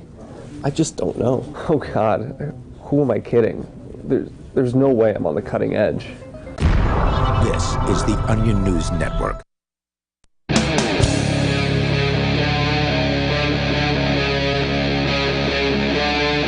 Free Talk Live. It is Free Talk Live, and you can join us. The number is 603-283-6160. We're kicking off the third hour of the program. Coming up, a county in, I guess, nearby Los Angeles is looking to secede from California, and Aria's got that story with you tonight, by the way. It is Ian. Aria. And Conan. We've also talked about the energy situation affecting Europe, where they decided they were going to back Ukraine in the Ukraine and Russia conflict, and now Russia's just like, well, we'll just cut your gas supply down to 1/5 of what it was before. What you going to do now? Apparently, they're going to not allow their people in the country of Spain to use air conditioners in public places above 80 degrees. And then you're going to freeze to death this winter. Yeah, and they might. Actually, it's Spain. They'll probably do all right. Germany, though? It's going to be Germany's bad. going to freeze to death. It's going to be bad for sure. But they could just burn money again, like they did during the 1930s. What do you want to comment on that, or the bug eating thing that they're trying to shove down people's throats all over the planet? Literally. You can do that. But first, we're going to go to the phones, and Sarah is on the line in New Mexico. Sarah, have you tried the crickets yet? I'll pass. No, thank you. That doesn't sound too appetizing. What do you usually buy with your welfare check? Do you usually get like steaks, or what's your thing? I just like sushi at Lowe's. Wow. Hold on, $13 for a big thing. Sushi from where? How much for a whole roll, a whole log? Well, there's a big plate only for like $13 here. You can use your But welfare it's check to mostly- pay for sushi at a restaurant? No, I think it's a grocery No, store, right? so at the Lowe's market. Lowe's. The I thought you said supermarket. Lowe's. Lowe's doesn't sell food where I'm from. Yeah, it's a hardware store. Can I right ju- here. can I just tell you when I could never I've worked retail, but I could never run the registers even though I was really good at it. Really? Because I would have these crews come through my checkout and they would they would have steaks and they would have of course they would get alcohol and cigarettes too, but they couldn't use they would have to slide. You would have to pay cash for that. But they'd be eating really, really good and a whole hell of a lot better than I did. And they would pull that EBT card out, and I would see that, and I would just grit my teeth, and I'd be like, "These mother." Oh my God, this is. I mean, they would eat good food. Yeah. And so I just couldn't work the register because of just that reason. And now you have, of course, Sarah. We know that she was going to be buying $13 rolls of sushi with her EBT card. How do you feel about that, Sarah? That are people like me who were eating at one time in our lives when I was just getting started eating ramen and water because I would I refuse to sink to that level. Get on welfare. To get on welfare. Well, think about it. Look, they're beating up on the scapegoating the welfare people. Yeah, I am. I'm beating down on you right now. No, Sarah, don't ask him to think about it. He's asking you to think about it. No, I mean, okay. Think about the $18 billion we forked over to Ukrainian war. Just think That's a about problem. that. I agree. That's a problem. That we forked over for. But what about Yeah, you? they're gonna What are fork you over doing to another better society? $1 billion. What are you doing to better society? Are you not able she's to calling work? talk radio. Are you not able to go out and work? Well, look, I what she claims. want to bring up that we got the hearing aid for a lot cheaper. Okay, we need to celebrate that because we don't. Did you finally buy the cheap hearing aid? Well, look, there's women that have to scream and yell and shout because of the husband can't hear. You know, women are the ones that. I remember the story, Sarah. You were complaining about the price of hearing aids or whatever. We pointed out that you could get them online for like 60 or 70 bucks or whatever. Did you finally go get the cheaper ones? Well, look, we have a no. That's a simple yes or no question. Can't you just answer a damn question? No. It's got nothing to do about that. This is a new thing. So It's did you or something did you similar, but not don't buy need the it. hearing aids? Well, I have not. I might want to buy these hearing aids because it's supposed to be $1,000 cheaper now, just because you don't have to go to a doctor to prescribe it. I'm talking about these things used to be $1,500 a piece. Okay, what are they called? They don't have it's a new thing where you could just buy it. They don't have to go what through is it? She doesn't know, Well, dude. I don't know. There's no name for Well, it. how the hell do you know about it then? How can you say that this thing exists if you don't even know what it's called? Well, the thing is that this is a hearing aid that you don't need. I understand you hearing don't need a specialist. prescription. You already said that twice. Right. How but did you I don't hear know if about there's a this? fancy- Well, it Probably on wasn't the announced talk the radio. news. I've On heard the news. I've heard these commercials before. Okay. So what the hell do you care, Sarah? Are you going to buy one? I think she wants one for Richard, her roommate we boyfriend. told her about these things 4 months ago when she Yeah, called. but she though. didn't trust the cheap ones. But this is a cheap one. Well, this is not the cheap one. Okay, how can it be $1,000 cheaper when these bogus hearing aids were $100? Oh, you don't know they're bogus, Sarah. The iPhones are $1,000 and my phone is $100. This technology does exist. By the way, I've had my phone for 4 years now, $100. Wow, you really got to That's get your the money's worth. By the way, the best phone I've ever had. Sarah, so the thing is, with the hearing aids that we were talking to you before about, it was like $90, and they all had great reviews. And so, you can trust usually what people are saying. If there's thousands of reviews on an independent website, there's usually a good chance it does what it says it's going to do. But you're the kind of person who, because you're so taken care of, you don't have to worry about shopping around. So you just want to go out and spend big money because you never earned a dime of it. Well, I don't know about all of this how, but I don't know about what you think about my life, what you know about me. I know you're on welfare. Sarah, you call every night. We know everything about you. I know enough about you. I mean, if I was working, how could I bother you every night? Let's think about that. I'm one of the highest rated callers. Because you stand against everything that we believe in. She's one of the highest rated callers. Do they have a caller rating service out there? Is Nielsen now rating callers? I didn't know that. I think she's referring to our remarks about her having a fan club. Oh. Sarah, you don't... I have a fan club. No, you don't understand because you're not on the internet. You don't want these people to be your fans. These are trolls. Well, I mean, they like laughing at you. Good luck, Sarah, finding the equipment that you heard about on the radio but don't remember the name because you don't have the internet, so you can't even go look to try to learn what this thing is called. Why are you even calling about this then? You know where she learned about this? From Free Talk Live 4 months ago when she first called us about this issue. She's talking about some expensive thing that's now $1,000 cheaper. Yeah, the hearing aids that we told her about. Hold on. These hearing aids is not the cheap one that you guys are talking about because they were saying. Well, you know that much, but you don't know for sure what it is. Cheap means not expensive, and they cost less money. Okay. So the hearing aids that you're promoting now. Okay, you don't need go to a specialist. They have to if they have to prescribe that you need a hearing aid from a doctor, hearing aid doctor or a dispenser. It gets to be $1,400 a piece. Now. They're going to skip that part of it. Now it's going to be reduced to $100, and I'm thinking, what's the difference? Hold on, Sarah. Are you suggesting the difference? I'm sorry. Go ahead. Are you suggesting it's a good idea that someone can just go online and not have to go to a doctor and can just cure their own ailments? Well, I mean, it's the same thing with the birth control pill. Remember, they have now you could get birth control. You don't have to go to a doctor to you. That was the only way that you would get it. And it would make the birth control very difficult. It's the same idea. It just makes it a lot more accessible when you don't have that. I guess the cost goes in, the Medicaid bill goes to the specialist because they have special training. It has to be prescribed by them to get these hearing aids, and that's what makes the prices higher. Yes, it is true. If there is a middleman involved in any business transaction, the prices are going to be higher. Yep, and if you're using Medicaid, it's going to go up even more. Yep, if they'll even accept it. Thank you, because they're Sarah. worried about not getting their money. The argument that I've heard with these cheaper hearing aids is that versus the $1,000 a pop, and you have to go to a specialist, is all about the tuning. Everyone has a different problem with their hearing, and so the specialist is going to go in there and is going to tune them properly, whereas these $100 variants... They're just going to amplify the sound. Just going to amplify sound, and or you have to tune them yourself, and someone like Sarah probably couldn't do it to properly tune them to specifications that would prevent you from just basically blowing your eardrums out even further.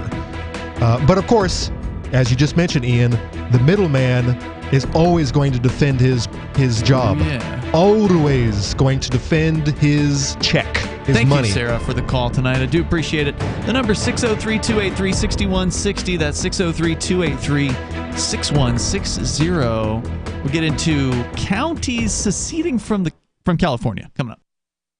Do you feel like your nation, state, or community no longer holds your values? Have you dreamt of a place where people agree that liberty is important and are free to pursue their projects so long as they respect the property of others? There are many people just like you that are discovering freeprivatecities.com. Their social media links are at the upper right of the page at freeprivatecities.com. All skill levels will be needed when the first of the Free Private Cities opens. It's sooner than you think. Stop arguing and build. freeprivatecities.com. Are you tired of your taxes funding endless occupations around the world? Antiwar.com is run by people who understand that wars abroad become wars at home, wars on our freedoms. Antiwar.com is dedicated to bringing you the latest in news, views, interviews, and reviews from the top movers and shakers in the anti-occupation movement. Antiwar.com has it all, from thorough foreign policy analysis to interviews with whistleblowers who used to run the military-industrial complex. Anti-war, pro-free market. That's antiwar.com. Brute force, intransigent defiance, adamantine will. These are the hallmarks of the AI tank. These gigantic machines have the firepower of an army, but they also have their own sense of honor and duty. When the world breakers arrive, battle will be joined, planets will shake, and war and peace will never be the same again. World Breakers. Stories from David Weber, Larry Correia, and more. Available August 3rd from BaneBooks.com. I'm a little obsessed with My Magic Mud. Several years ago, I met Jessica Armand, the founder and CEO of My Magic Mud, and I didn't even know my teeth were coffee stained. A week's worth of use convinced me, and now I use it every 3 or 4 days. It's clinically proven to whiten teeth, and I think it cleans better, too. My Magic Mud's available at most local health food stores, Sprouts, Natural Grocers, CVS, Walmart's Natural Beauty Aisle, but I can get it for you for 20% off with coupon code FTL20 at MyMagicMud.com. FTL20, MyMagicMud.com. On Free Talk Live, we're bringing people to the ideas of liberty every day. From wrestling superstars like Glenn Jacobs. You guys really are having an impact, I believe. Like I said, a lot of where I am now is due to listening to Free Talk Live. You changed my mind on some very important issues years ago. To random people tuning in on the radio. I was kind of stuck in the left-right paradigm. I heard your show by chance on a Saturday night. From there, I went on, joined the Free State Project, and become an amplifier. So, I mean, that's really the reason why I amp is because I know that if it wasn't for you guys being on as many stations as you are, I never would have found the ideas of liberty. You can help more people hear the message of liberty by joining Free Talk Live's AMPS program on Patreon for as little as $5 a month. And you'll get access to special perks. Visit amps.freetalklive.com, amps.freetalklive.com. There are lots of ways to listen to Free Talk Live. Our podcast has been around since podcasts began, and now the FTL feed is loaded with content besides our full show archives. Did you know that we make it easy for you to customize your podcast subscriptions? We have different feeds, one that includes only our full shows, one with just the Daily Digest, and our main feed that includes everything. You decide what you listen to. It's quick and easy to customize your feeds at feeds.freetalklive.com. That's feeds.freetalklive.com. There are basically 2 types of advertising, direct response and branding. Radio's great for direct response with its low cost to listener ratio, but audio can't be beat for branding, which is a longer term endeavor. You want to be the first thing that someone thinks of when they think about your product or service. If you have a local business that you want kept top of mind in your community, call the station. If you need national reach, Free Talk Live's got around 200 radio stations, millions of monthly listening sessions, can suit all budgets, and if we don't think we're right for you, we'll tell you. Email me, mark@freetalklive.com. Our Matrix server is about as free as internet chat can be. Join the existing rooms or create your own at chat.freetalklive.com.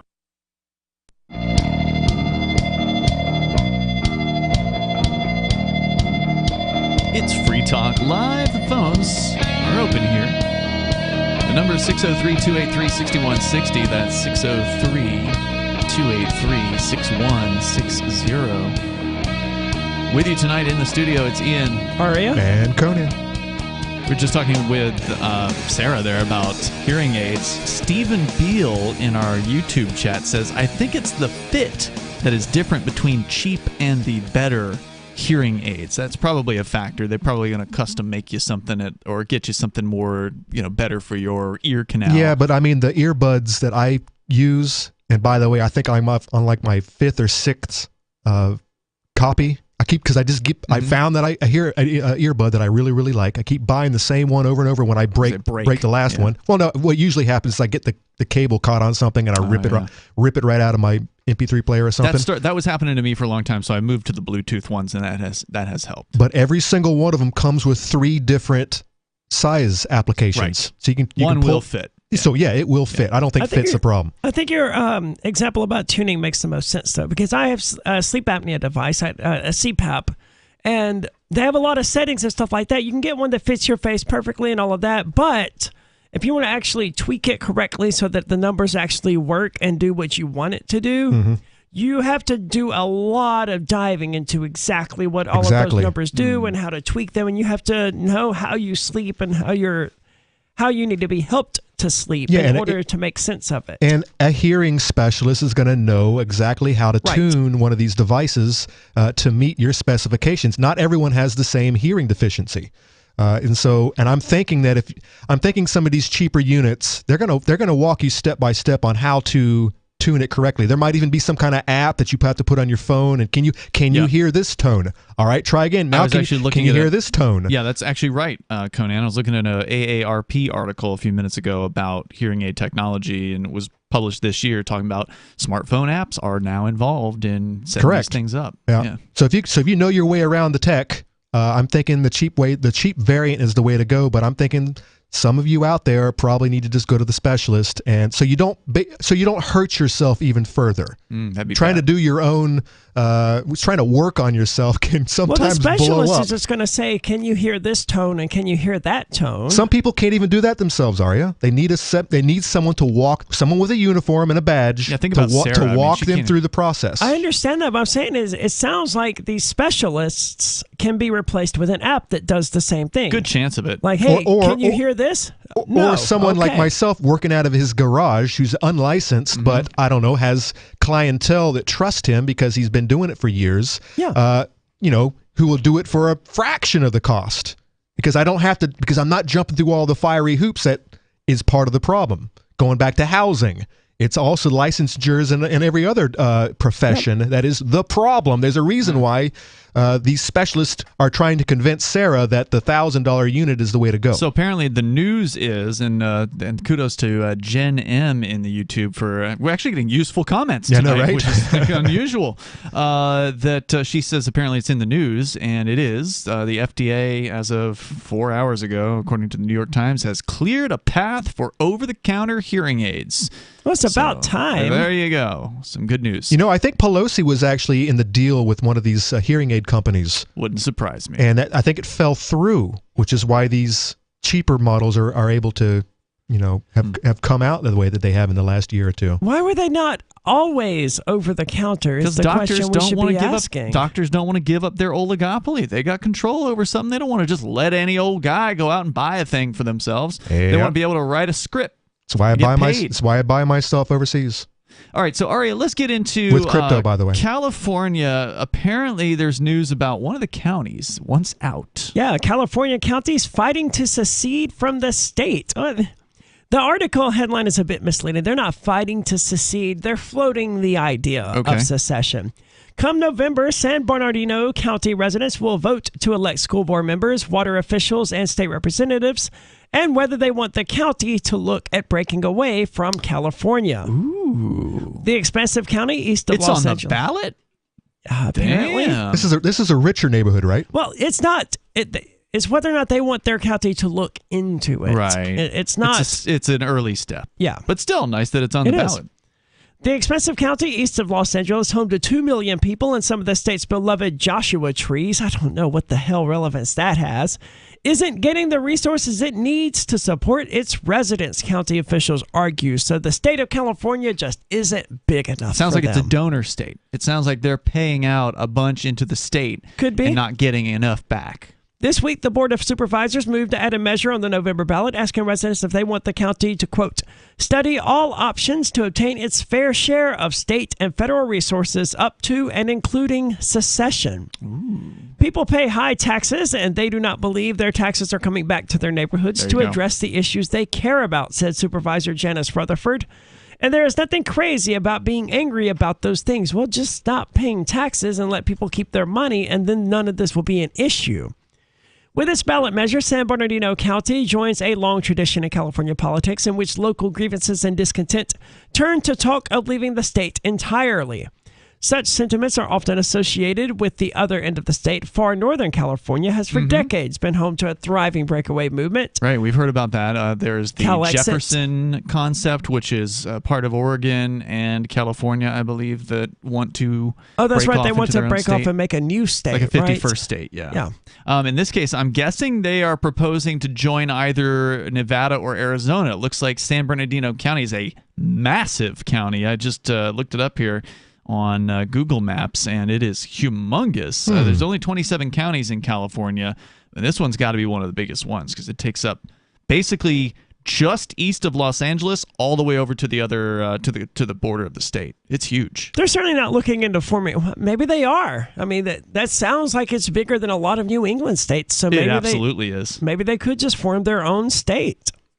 Proposals like this have a long history in California, going back to the state of Jefferson idea, as you mentioned, in the 1940s and the 1859 attempt to request congressional approval to divide the state in two, said the executive director of Berkeley Law's California Constitution Center. And they should. I think it probably would be for the best to break California in two, because when you look at it on a map and you appreciate the scale of it, it's just absolutely massive. There have been proposals to cut it into three, at least three, yeah.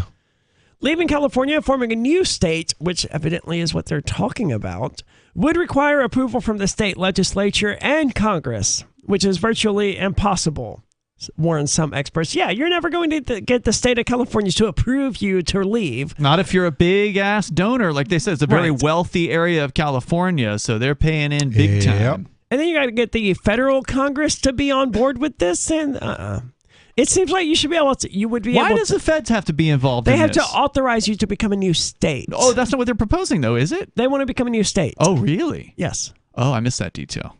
And that requires. Yeah, that would require it. But I mean, what if they don't want to become a state? What if they just want to be an independent nation?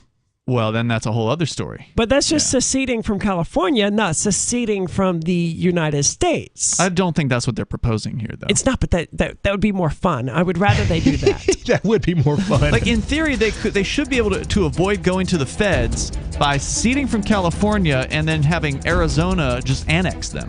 I think they could probably do that, but I don't know how that would work from a representation. They may have to have federal approval for that as well. I don't know. There's more coming up here. The number 603-283-6160 if you want to weigh in on kind of secession from California, but still staying within the United States. Secession light. Free Talk Live. As inflation surpasses another 40-year high, the U.S. dollar continues to weaken. Savvy investors are diversifying into gold and silver, and you can also own the most stable assets in recorded history with BullionMax.com. BullionMax.com is a direct-to-consumer precious metals retailer who can help you diversify into gold and silver. It's security for your family in times of crisis.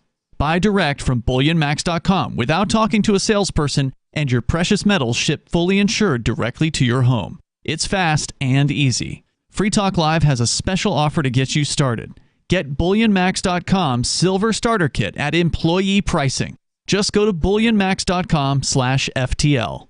This kit includes 5 ounces of the most desirable silver products, including a 2022 Silver American Eagle, a Buffalo Round, and a Buffalo Silver Bar. This offer is limited to 1 per household, so get yours now. Go to BullionMax.com/FTL. From Feature Story News in Washington, I'm Nick Harper. US President Joe Biden has signed a bill into law which will provide hundreds of billions of dollars to help fight climate change. The White House describes the Inflation Reduction Act as the largest climate investment in American history. It also extends health insurance subsidies and raises taxes on America's biggest corporations. The act took a year and a half to negotiate through Congress and is seen as a big win for President Biden, who cut short his vacation to attend the signing ceremony in Washington. The Inflation Reduction Act invests $369 billion to take the most aggressive action ever in confronting the climate crisis. It's about showing the American and the American people that democracy still works in America, notwithstanding all the talk of its demise. A series of explosions have rocked a Russian military base in occupied Crimea, with the Kremlin describing the incident as sabotage. The attack comes a week after another military base was attacked near the Black Sea, destroying Russian warplanes. Meanwhile, the United Nations Secretary-General will travel to Ukraine later this week to meet President Volodymyr Zelensky and see the export of grain from the country. A UN-brokered deal helped to secure food and fertilizer shipments out of the embattled nation, a move intended to help ease the global food crisis. The UN Secretary-General's spokesperson, Stefan Dujarric, announced the news. At the invitation of President Volodymyr Zelensky of Ukraine, the Secretary-General will be in Lviv on Thursday to attend a trilateral meeting with President Recep Tayyip Erdogan of Turkey and the Ukrainian leader. The Secretary-General will then go on to Odessa the next day, where he will visit the port that is one of the 3 being used as part of the Black Sea Grain Initiative. Strong earnings for several major US retailers helped give Wall Street a boost on Tuesday, and economic data out on Wednesday will provide further insight into the health of the US consumer, as FSN's William Denslow reports from New York. Walmart reported a more than 8% bump in sales last quarter as more US consumers turned to the retailer to save money on groceries and essentials. But profits were scaled back somewhat, and Walmart warned that inflation is causing people to spend less on discretionary items. The company closed the day up around 5% though, on this stronger than expected earnings report. Home Depot closed the day up around 4% after it also recorded better than expected quarterly numbers. The Dow Jones closed the day up 0.7%, the S&P closed up 0.2%, but the Nasdaq fell 0.2%. Retail sales figures are due out on Wednesday, and is always an eagerly awaited piece of data on Wall Street. Consumer spending accounts for around 2/3 of the US economy, and traders will be keen to see how price pressures are impacting consumer habits. William Denslow, New York.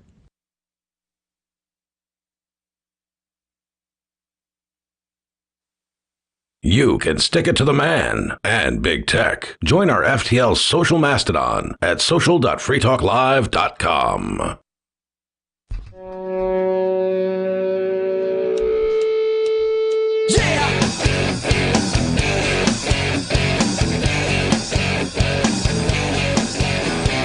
It is Free Talk Live. Phones open if you want to join us. The number is 603-283-6160. That's 603-283-6160. Here tonight, Ian. Oh, yeah. And Conan. Talking about secession, not the typical kind of secession that we normally discuss. Normally we talk about leaving the United States and becoming an independent nation, which is, of course, what we want to see happen here in New Hampshire. Want to see it happen wherever it is people want it, whether it's Texas, California, you name it. In the case of California, though, things get interesting because there's multiple secession movements within the state of California. So there's the group called Yes California that wants California to leave the United States and be its own independent socialist country, which I think they should do. Sure. But then there's other It's a people, terrible idea, but let them learn that mistake. And then there's other people in Northern California that want to secede from California and join basically part of Southern Oregon in forming a 51st state called the state of Jefferson. There's also another group that wants to separate California into 3 separate states, into the all still within the United States. And now we're just hearing tonight, Aria, of apparently San Bernardino County. And by the way, I got the statistic wrong. I said there was only 27 counties in California. That was in 1850. So they've actually added counties to California since then. There's actually 58 counties now in California. San Bernardino County, according to the SF Gate article about the secession movement, is the largest county in the United States. This thing is massive. So not only is it not just the largest in California, it is the largest county in the entire United States. So yeah, they could totally secede and be a larger state than a bunch of at least New England states. Not quite Maine, but they're certainly larger than the rest of New England states. It's insane to think about a county that is bigger than the entire state of New Hampshire. Yeah, it definitely is. But as far as land math, yeah. definitely. So that's what we're talking about right now. And apparently this was voted by the town city council or whatever to go on to the ballot, not to declare independence from California, but to start beginning to look into considering, right? Let's have a conversation. Yeah, that's what they're talking about, well, right? And what they want to do requires the approval of California and the United States federal government. And because they want to become a state. Yes. Okay. And all of that's very, very unlikely. Well, I think they should do this. Sure. And then what they ought to do, if California doesn't want to let them go, they should just withhold taxes. As, the whole county. Like, well, if you don't want to let us go, we're just not going to play anymore. See you later. But you know what? If they could say they want to join the United States at the same time New Hampshire votes to leave, then they don't have to They don't have to remove a star from the flag. That's perfect. I think that'd be great. Yeah.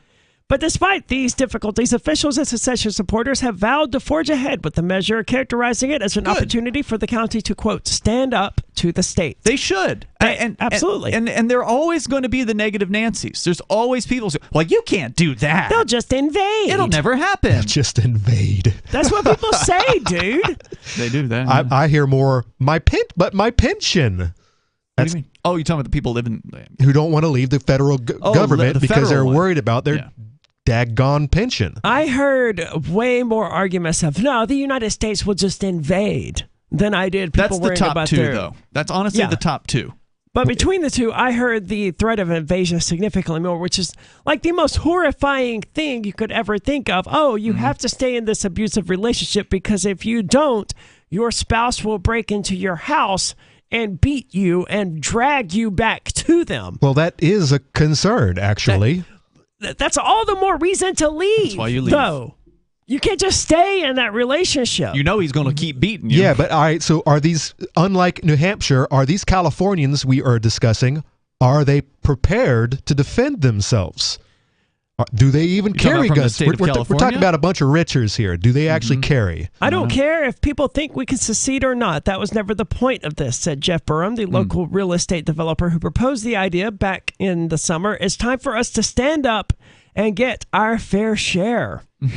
Whatever that means. Well, they do have the support of the county sheriff and the district attorney. They voiced support for the measure and told the supervisors in a meeting this week that the state isn't pulling its weight and has failed its responsibility to invest in the prisons. Close the prisons, man. What are these people doing? You want to secede from California? You don't want to close its prisons while you're at it? Anyway, it's failed to properly fund its prisons. Invest in the prisons, state hospitals, and courthouses. What about schools? Well, they didn't mention schools. I'm sorry. They said prisons. So Gotcha. just to clarify, they are wanting to leave the state of California because they're paying all this tax money into the state, but their government buildings aren't getting enough back. That seems to be the case, yes. Well, that's how it works, though, Ian. But that's stupid. These sound like a bunch of richers who are tired of their money going to poor neighborhoods. That's what it is. It's exactly what it is. But it's also, that's the reason why the government's behind this, right? So, like, it's weird to see a city council voting to put secession on the ballot. Yeah, but it's more money for them. But that's why they're doing it. They see, well, we could be spending this money locally and making our government services like the prison better. You know, more buildings, more bureaucrats. So this is all about bigger government, of course. But that's what you'd expect from California. Yeah, and I don't think it will lead to secession or anything like that. The state of California will be like, all right, we'll give you 10% more each year or whatever. And then, this whole thing will blow over for a few years and they'll forget about it. San Bernardino County is larger than 9 states and has an $8.4 billion budget, a speaker pointed out at a board of supervisors. But the county ranks 36th out of 56 counties per capita revenue received from the state and federal governments, according to data analysis. So despite being larger than 9 states and having an $8.5 billion budget, they're not even one of the top counties in California as far as receiving money goes. The region is entitled to more resources to accommodate its growing population, said the mayor of Fontana. We need our state legislators to look at the return they're supposed to deliver to the people they serve. We are one of the fastest growing regions, and it's time to pay attention to that. And then they have a nice little picture of the desert here because, as we were talking about, looks like a lot of desert out there. It is a lot of desert, and this picture here, it's just empty, barren desert. By the way, there's 2.1 million people living in San Bernardino County. Probably not. That's a lot of people. Well, you said it's bigger than New Hampshire. It is. We only have a 1.3. But it is a lot of desert looking. So this move has obviously drawn criticism from state lawmakers who deemed it as a waste of taxpayer dollars and say they have brought... To put some on a ballot? Costs nothing. Well, unless it's a special ballot. No, it's coming. If it's the regular ballot, it's just another line. Yeah, it's just another line on the ballot. I don't know. They had to have some number of meetings about this and consulting attorneys and who said it was more? Who said it was a waste of taxpayer money?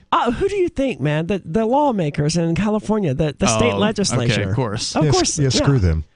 They deemed it a waste of taxpayer. The ones who are wasting more taxpayer dollars than anyone else. Hey, you know what? Even if it's just richers who want to keep the money in their community, and they want to build more government buildings with it, I'm still okay with this. Yeah, they should secede. Yeah. I totally agree with, the more decentralization, the better. Competition's a good thing. I think the state of St. Bernardino or whatever should be able to compete with the state of California, Nevada, and the state of Cheshire County or wherever. If someone wants to secede and form their own government and compete with the other governments to see which one actually comes out ahead, I'm all for it. Of course, that's a big population, 2 million people to think about. I'm thinking, I mean, you could split that.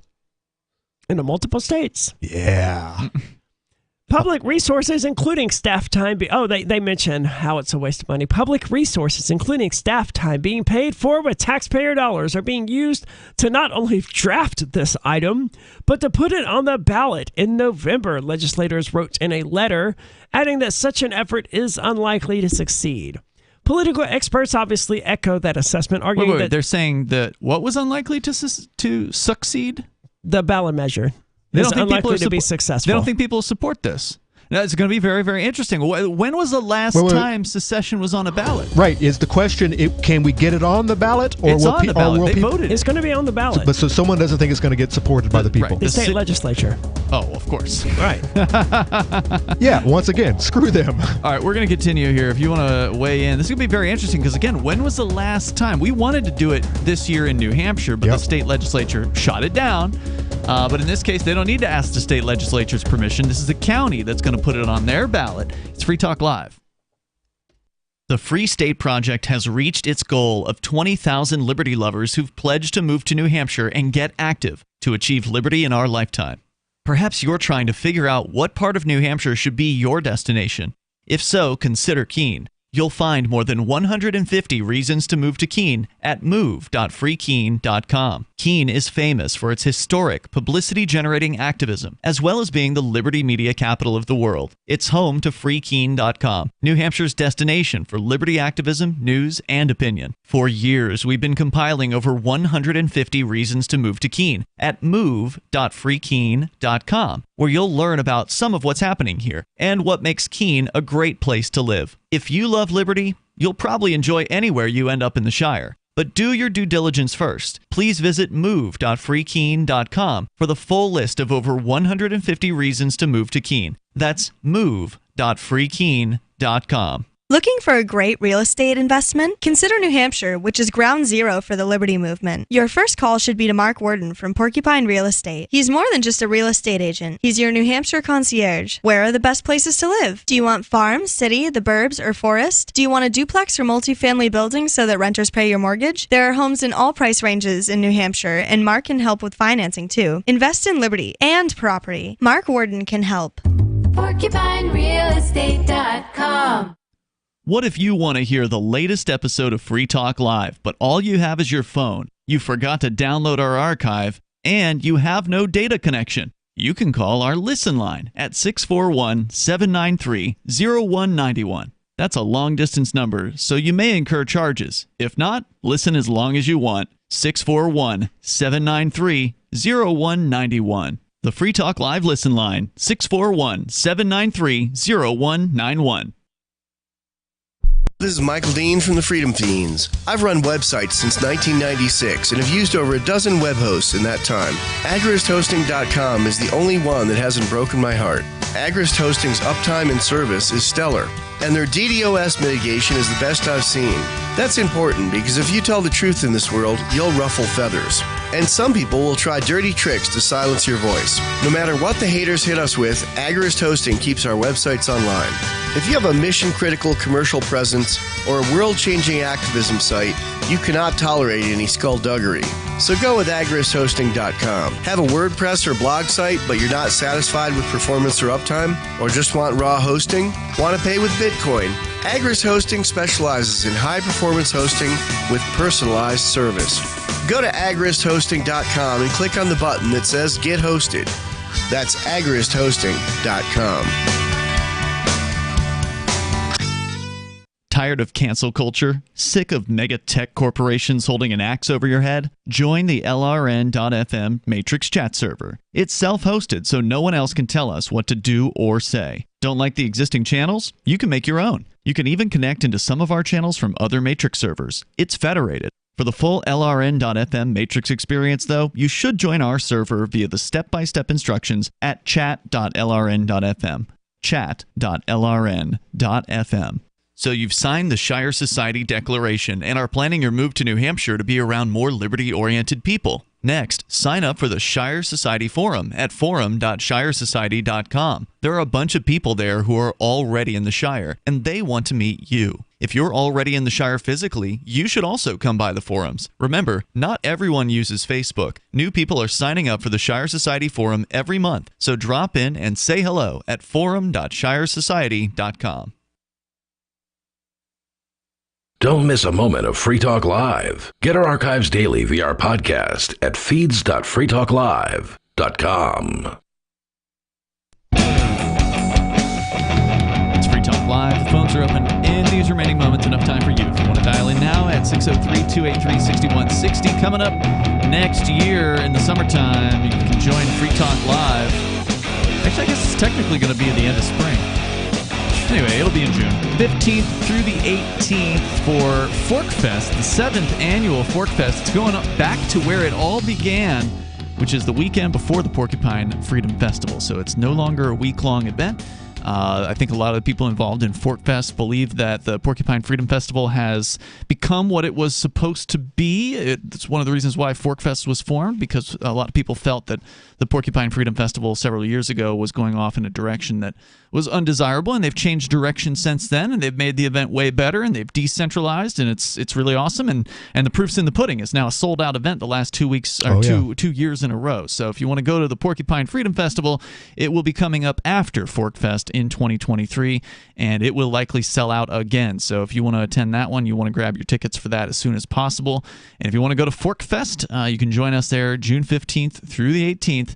The website for Forkfest, it's unofficial because everything's unofficial with Forkfest. There's no tickets for Forkfest.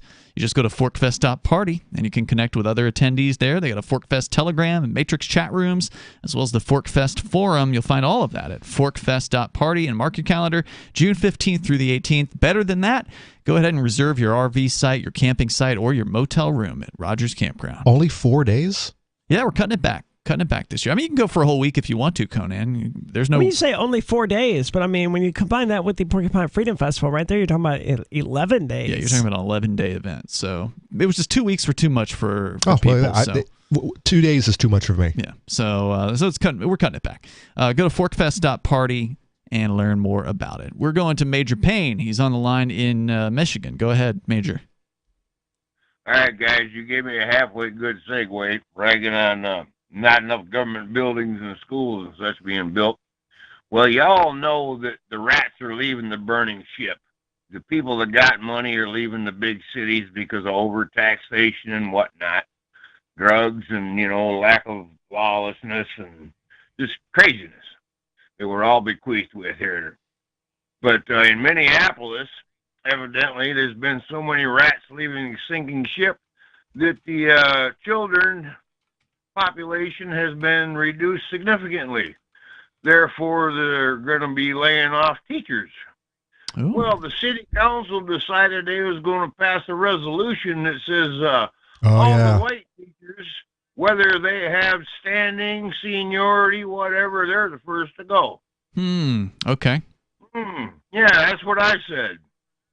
It sounds kind of racist, doesn't it? It does, yeah. Sounds very political. Yeah. Very woke, very racist. It's amazing how white the pancake is on one side till you flip it over, right? Thank you, Major. Anything else you want to share? Well, I was going to break down the word patriot for you. Go ahead. Going back to old Latin. All right, my first name is Patrick. If you take that back to Old Gaelic, it's Padraig, which means of noble birth or of royal blood. Now, if you think about the old times, the rich people were the only ones that could afford armaments, swords, armor, and such. Sure. And you take the second syllable, riot. Well, I don't think this notion of that has changed. So my name is Major Payne, Pat Riot. Peace out, boys. So patriot is like noble riot? Maybe. That's interesting. The number here is 603-283-6160. Let's get back into the secession story. So, Aria, you were saying that people at the state government are claiming that, there's no way this is going to pass. They're saying, pretty much what you would expect the state government to say. Right. Right. Which is we don't like this. This is terrible, and we can't allow this to happen. And it's a taxpayer waste of money. And what is it really? It's lost revenue for them. It's a threat to their power. Yeah. Yeah. What does your article talk about the poll that was done that was funded by a local real estate developer? If they did, it was probably the buried guy who down started there at the this. end. Oh, is it the guy who started this? Well, I know it was a real estate guy who started this whole conversation. Well, apparently he funded a poll, and he says that the poll results show majority support the action. Really? Yep. That's encouraging. Yeah, so this is definitely going to be something to watch. Apparently the California ballot or the California election is November 8th. So it actually comes a few days after here in New Hampshire. Really? Yeah, I think New Hampshire's is, I think it's like November 2nd or something like that. I thought everyone voted at the same time during the general election. State by state. Yeah, maybe I'm wrong about it. I mean, I could be. Well, when I think of like most elections, everyone votes on the same day. Yeah, that's true. Maybe I just got my info wrong. Maybe New Hampshire's is a little later than I thought. So what? Regardless, there isn't really a whole lot more to this article. It gets into a little bit more, but nothing that's like worth discussing. Political experts, of course, echo that assessment, arguing that talk of secession comes up often in California politics. I mean, there's CalExit and stuff for that. Mm-hmm. They point out there's no real path for this. California's legislature would need to ask Congress for permission to make San Bernardino a new state, and the new state of San Bernardino needs a federal constitutional amendment to leave the union, and none of that is happening. This is all the more Why would reason. they need to amend the Constitution for that? I don't know. It's just some crazy idea they've come up with, but this is all the more evidence that some people needed that you should never enter into a union with other governments to create a larger federal government. It never ends well. And then if you want to leave, they're like, oh no, you have to have this approval and that approval, and then you have to have this new thing that's not even conceived of yet, and you have to get the approval of that. It's just a giant cluster. Yeah, meant to keep people from being able to leave. That's the only good thing I can say about the European Union is that they did include in there the possibility that someone would want to leave at some point, where the United States government didn't even think to include that. Yeah, in the case of what they're talking about doing out in San Bernardino County, they are talking about continuing in the United States. So that's why it's extra complicated. From what we understand here in New Hampshire, or with any movement to secede from the United States, it is true that they don't have anything in the Constitution about what, if any, process there is to leave. And so therefore, there is no process to leave beyond just saying, we're out. That's what you would expect, right? That's it. You don't have to ask for permission to leave this club. And why would the people who just risked everything to leave the under the king's rule, to get out from under his thumb, why would they want to join an organization they wouldn't be able to leave? They didn't even think it needed to be addressed. It was so self-evident that you could just say goodbye. This is just like the argument for the Second Amendment. They have to actually define and lay it out exactly the way that they meant, the way that they thought about it 200 years ago. It wasn't something that they were even thinking about would ever be questioned. Well, absolutely not. Everyone needed a gun back then. Everyone carried a gun. So the idea of not having a rifle, you might go outside in your backyard to feed your chickens, and there'd be a freaking bear there. Well, that's why it was. That's why the Second Amendment is not, and it has never been about hunting, because it was. It's never been about guns. Period. It was so obvious that a person could not be disarmed that they felt no need to say it. Yeah, and this is my recommendation to the next framers / founders. Please have an exit clause in your Constitution. Just have it. I know people are going to be just fighting this civil war or this revolution that's coming up next, and everyone in their right frame of mind is going to know that they're not going to get into an abusive relationship, and they're going to know that if it gets that bad, they're just going to leave. But because people get so stupid in the empire that's 250 years old, 250 years later, please include an exit clause. I would say for that's the not stupid enough. people. Man, you got to go even further. You don't underestimate the extent to which a tyrannical government can grow. You know, they underestimate it. Oh, well, of course we don't need to include an exit clause. Of course we don't need to include a right to have guns. What would the next government think is just an obvious thing that doesn't need to be included, right? There's no way to tell, because just don't have the government. Well, that'd be nice. It would be nice, but there's too many stupid people. I know we talk about libertarian utopia and all the time, and anarchist thing. utopia. It will There's never no work such because thing as a libertarian utopia. There are too many stupid people. Well, there is, but I mean, no, there isn't. You cannot have utopia. It's well, maybe not There's always utopia. problems. Utopia is not the right word. Well, and certainly. freedom is messy. So, but people I mean, we're not people gonna see don't it. want to deal with the mess. They don't No. want it. They're going to give up their security, freedoms for security But the every single security's an time. illusion anyway. It's already a mess out there But they right don't. now. But the They stupid don't see people, it that way. stupid people don't see that. The powers not delegated to the United States by the Constitution nor prohibited by it to the states are reserved to the states respectively or to the people. That's your exit clause. It says clearly, if we don't regulate it, if it's not mentioned in the Constitution specifically, and leaving the Union is not mentioned, joining is, there's rules for that. Yep. But leaving's not mentioned, so therefore that is delegated to the states themselves. So if the or states, to the people, and it seems like secession would fall in the hands directly to the people. well, that's a good point. I mean, I wish I could declare my independence and have the federal government leave me alone, but unfortunately, it helps to have a government around. We did. They just disagreed. Yeah, it helps to have a government around to do the declaring of the independence. So we're probably going to have to go down that road until we can get enough people to just ignore them. We'll see you tomorrow night online. In the meantime, you can join us at freetalklive.com. Are you tired of governments murdering people around the world? Stop using their money. There is an alternative. Bitcoin is a stateless, free market, non-political currency. Bitcoin cannot be inflated or controlled by any government. By using their money, you are helping the state. You have an incredible alternative available now. Learn it, use it, spread it. Get started with Bitcoin at Bitcoin.com. That's Bitcoin.com. If you want to know the latest about Free Talk Live before we go on the air, all you need to decide is how you want it delivered. It's your choice. Visit news.freetalklive.com to receive our usually weekly news updates by email. Plus, we have a Twitter account at twitter.freetalklive.com, and you can follow us on the decentralized Mastodon platform at toot.freetalklive.com. So please follow us at toot.freetalklive.com and sign up for our emails at news.freetalklive.com. The new 4th edition of Healing Our World, The Compassion of Libertarianism, will take your understanding of liberty to a deeper level and has over 1,300 updated references, new cartoons, and a foreword by Dr. Ron Paul. With discounts for multiple book purchases, the 4th edition